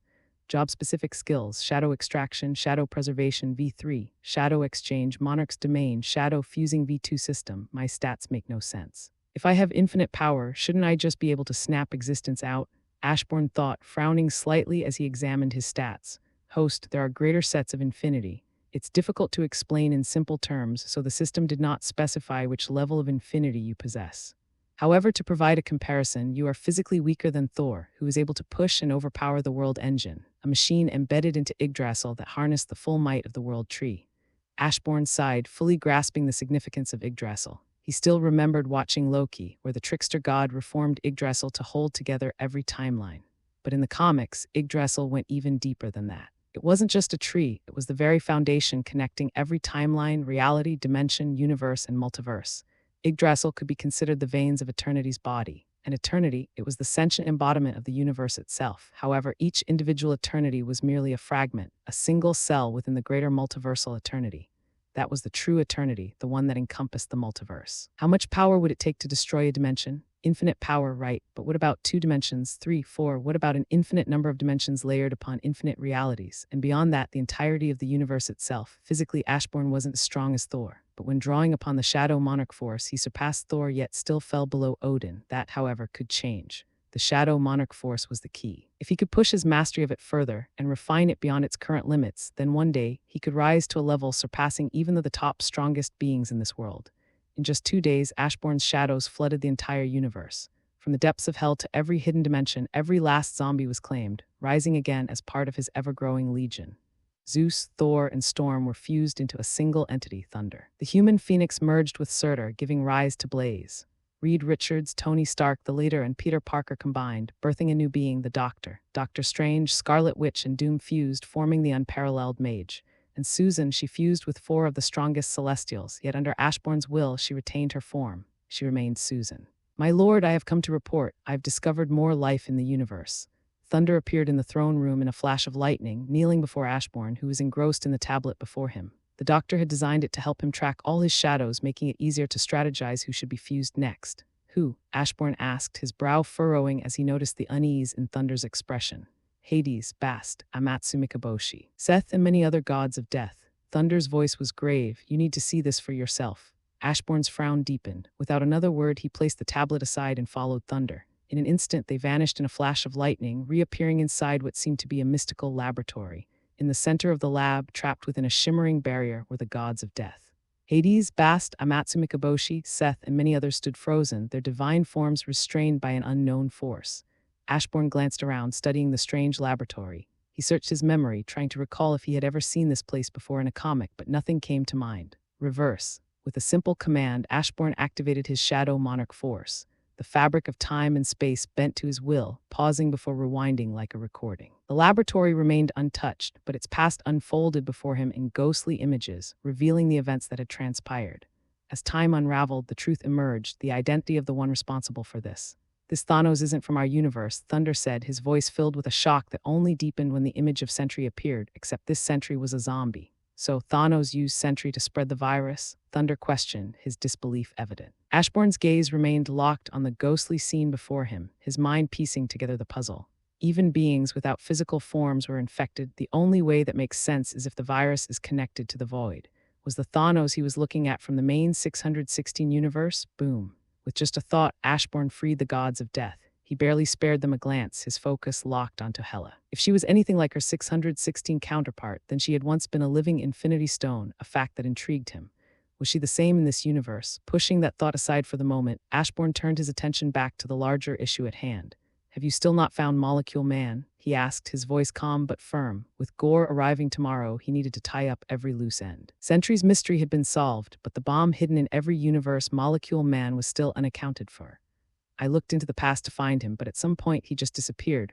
Allsight reported, his tone troubled. Allsight was still in Asgard. He didn't need to be near Ashburn for them to speak normally to each other. Ashburn frowned at the news. Allsight wasn't just any ordinary shadow. He was a fusion of Heimdall, Uatu, Miles Morales, Agamotto, and Sage. Being capable of seeing everything across time and space, past, present, and future, all at once. If even he couldn't track Molecule Man, then something was very wrong. "What do you mean?" Ashburn asked with a deep frown. "Something or someone didn't want him to be found." Allsight replied, his tone dark. "Before he disappeared, my vision was cut off, completely blocked. I couldn't even perceive the moment he was taken. It's as if something erased his existence while keeping me from ever seeing how." Ashburn's frown deepened. That was bad, very bad. If someone could block all sight, a fusion of some of the greatest cosmic observers, then they weren't dealing with a simple threat. Someone was actively working to keep them blind. "Forget it," Ashburn said after a moment. "Do you at least know where Gore is?" Allsight hesitated before shaking his head. "No, the same goes for Null. Those two are completely hidden from my sight." "My lord, I see him, the one known as Gore." Allsight's voice was heavy, his usual composure shaken as he stood beside Ashburn, who gazed silently into the vastness of the universe, awaiting the inevitable. The moment Allsight's words fell, the universe itself trembled. Space distorted, reality wavered, an ominous force spread across existence, the sheer presence of its darkness threatening to unravel everything. Ashburn's expression hardened as he sensed the overwhelming surge of power. A darkness so vast and consuming that it seemed to stretch beyond the edges of creation itself. "He's coming." The Phoenix Force, without hesitation, erupted into full power, fusing with Shadow Mega Mind. The very instant their fusion was complete, before even a heartbeat could pass, Gore was there. He had crossed an infinite distance, a span of existence so great it defied measurement. He had traversed realms, dimensions, and space itself as if they were mere illusions, arriving in Asgard with a force that threatened to tear reality apart. Boom, the universe trembled as Galactus and Gore clashed, the impact so immense it sent ripples through reality itself, cracking the very fabric of existence.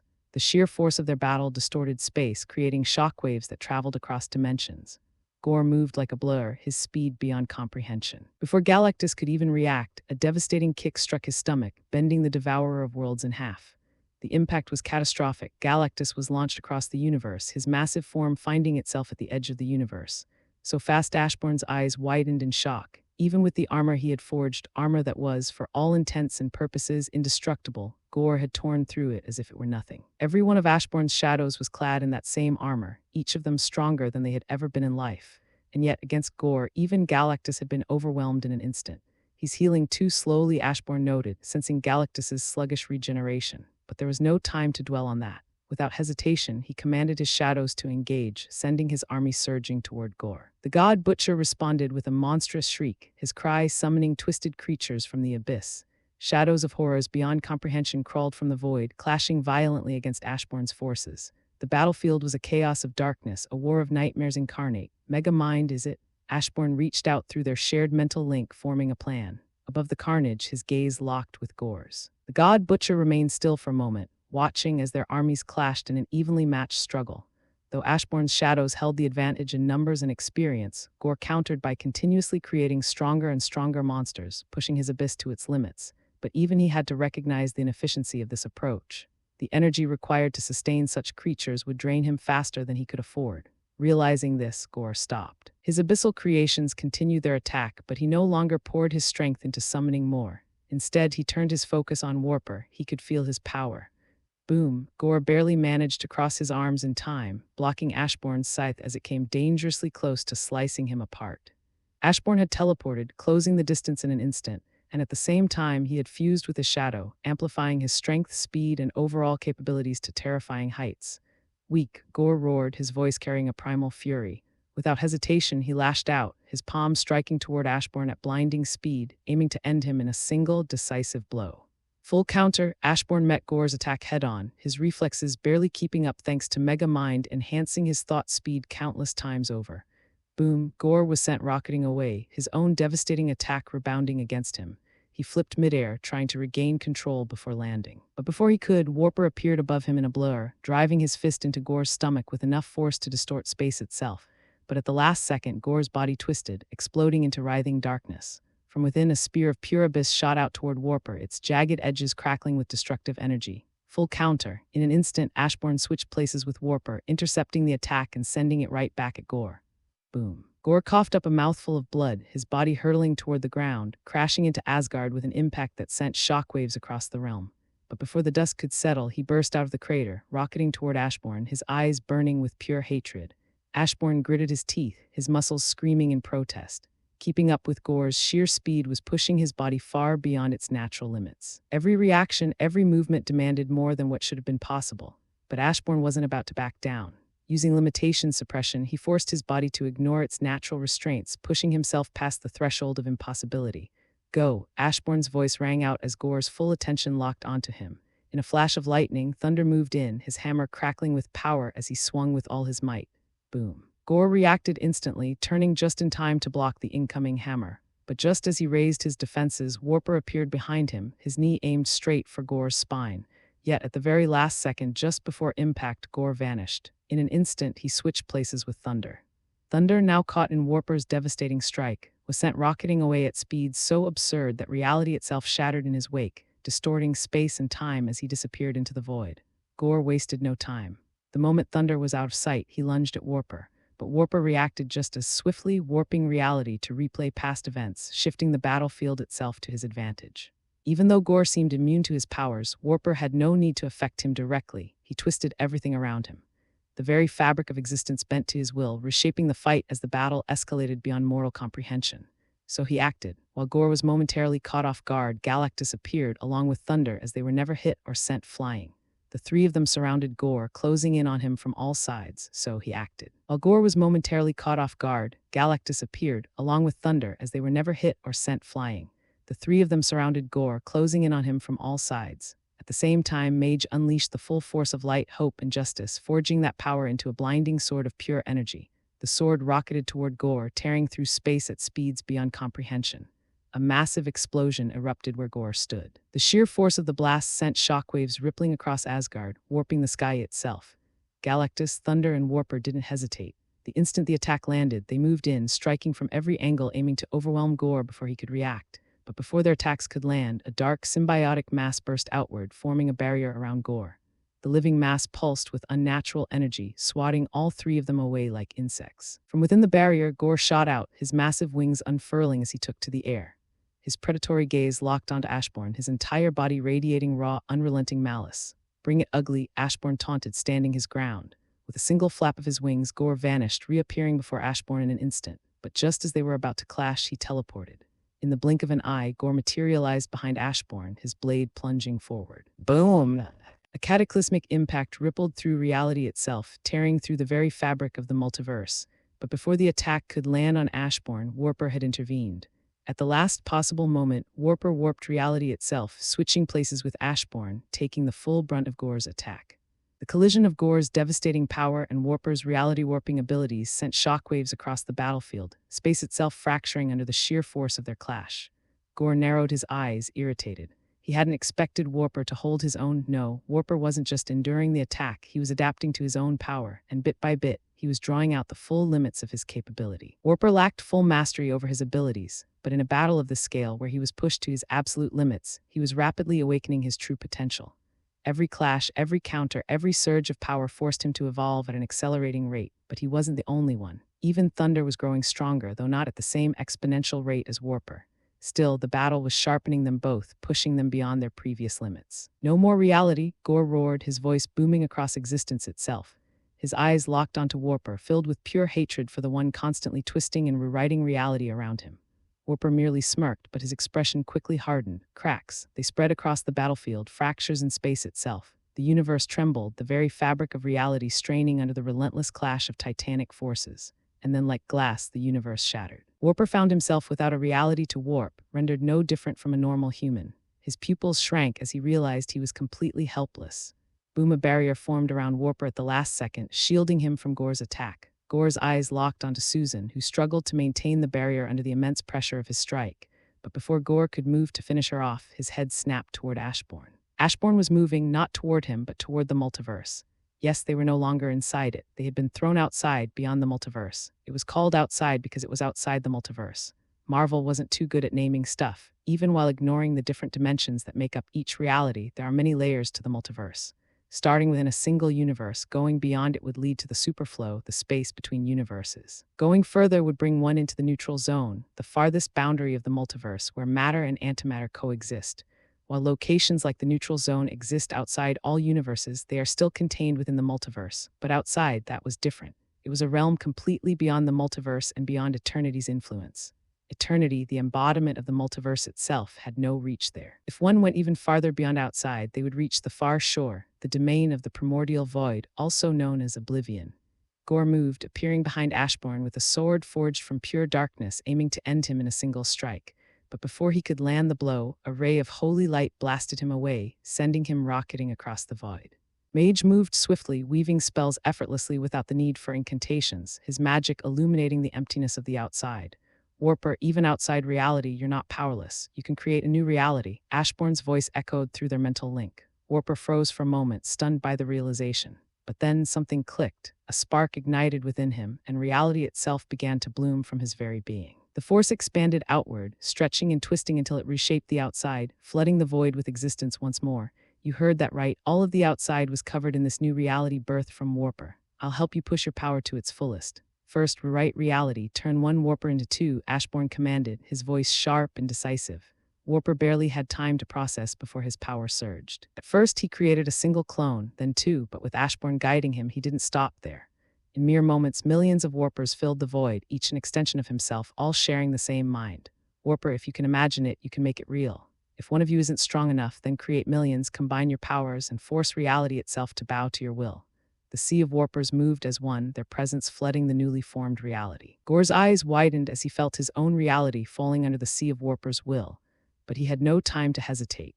Tapping into the vast reservoir of genetic power forcefully implanted within him, his body erupted with a surge of energy unlike anything before.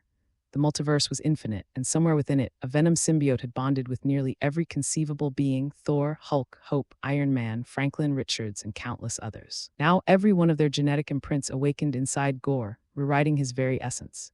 His form twisted further, shedding its half-monster state and transforming into something far worse, a true nightmare, wielding the power of countless titans. Then, to Ashburn's dismay, Gore's body rippled and the darkness around him multiplied. Clones.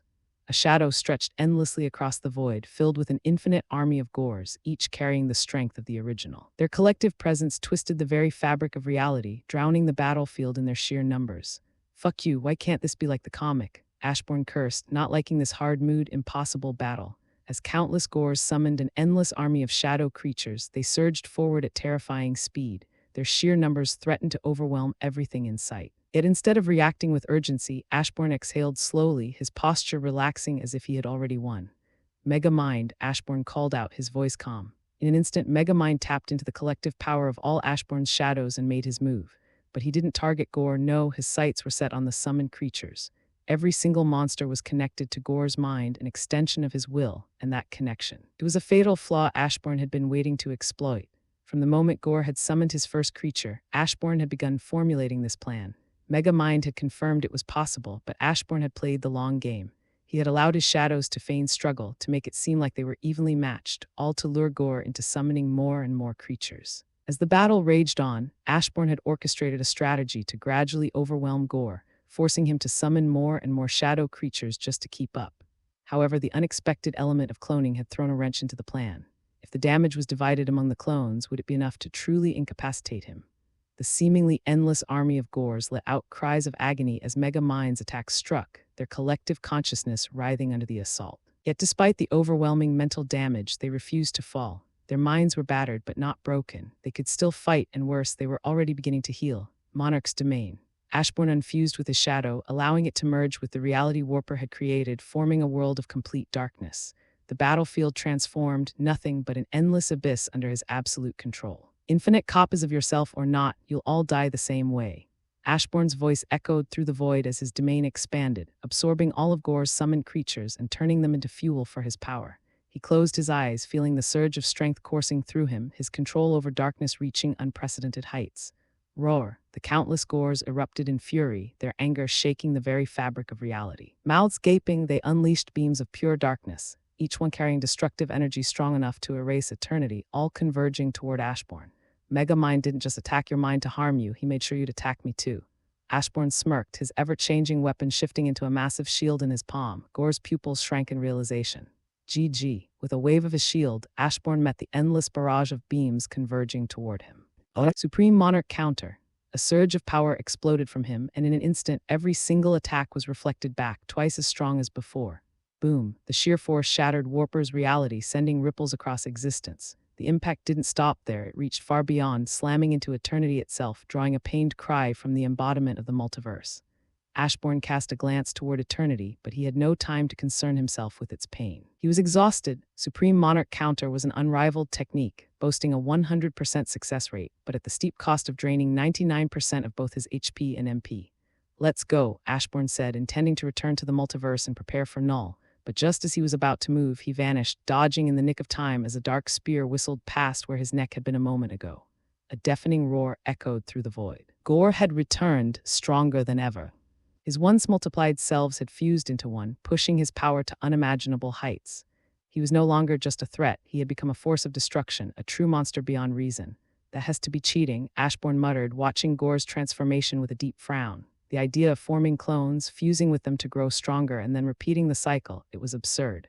If there was no limit, could he just keep stacking power endlessly? Thanks, Quickie, he said, acknowledging his fastest shadow, a fusion of 5 of the speediest beings in the universe, who had just pulled him away from the fatal strike in time. I'm out of ideas, just kill this son of bitch. With those words, the shadows that had been holding back finally unleashed their full might.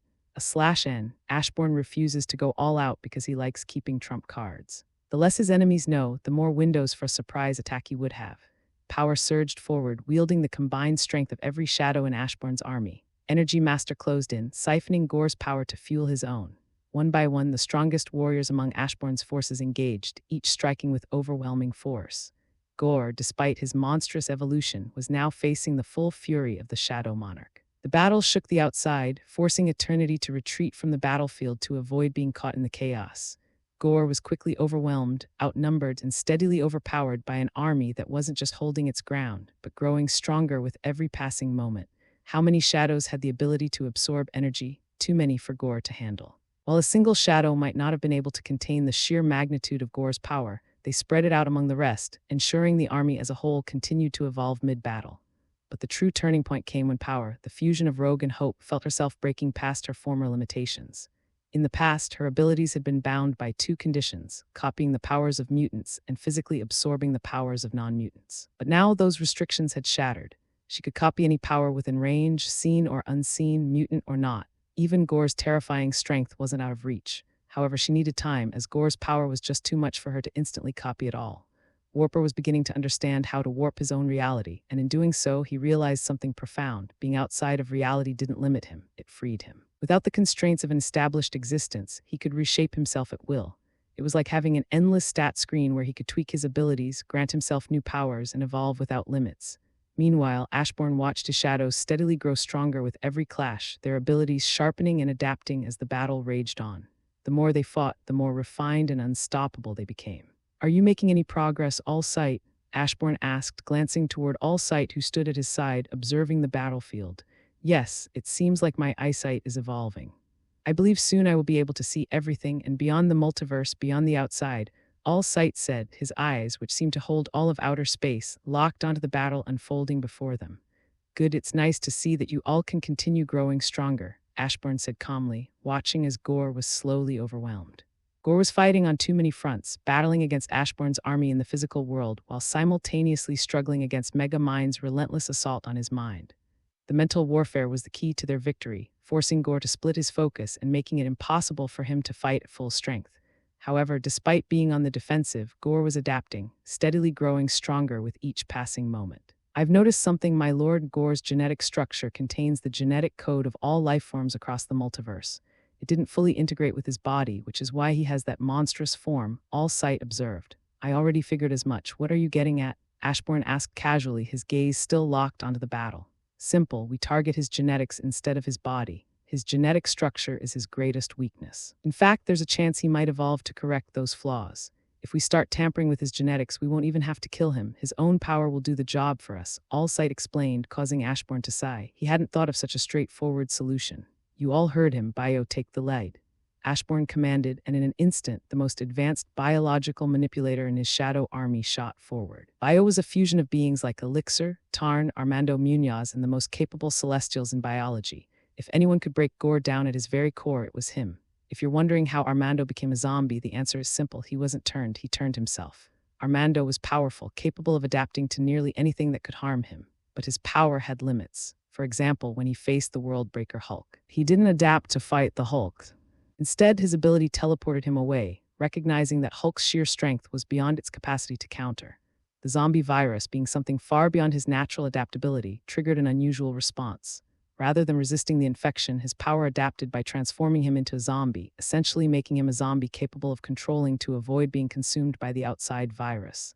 As for how Ashburn killed him, well, he didn't. Odin did. While Armando was teleporting across the universe, desperately avoiding Ashburn, All Sight took notice. Odin wasted no time, striking him down in a single blow. Regardless, Bio was one of Ashburn's most formidable shadows. With a mere thought, he could evolve or devolve any being within his range on a multiversal scale. Now, Bio shot toward Gore, with all the shadows working to clear a path. Gore was too powerful for Bio to manipulate his DNA from a distance. Physical contact was necessary. The battle intensified as they fought to get Bio close enough to touch Gore. Susan created a barrier, shielding Bio as he advanced. Warper manipulated his own reality, temporarily granting himself the strength to stand toe-to-toe with Gore, at least until his body began to strain under the immense power. Meanwhile, creatures of all kinds, rabbits, ants, and countless others, crawled onto Gore, draining his energy. Ashburn had gifted them the ability to absorb shadows, turning even the smallest beings into weapons against their enemy. Gore was already struggling, but with his focus divided as he tried to keep Bio at bay, he left himself open. Power seized the opportunity. Wielding every ability imaginable, she channeled all of her strength into her fist and drove it into Gore's monstrous chin with reality-shattering force.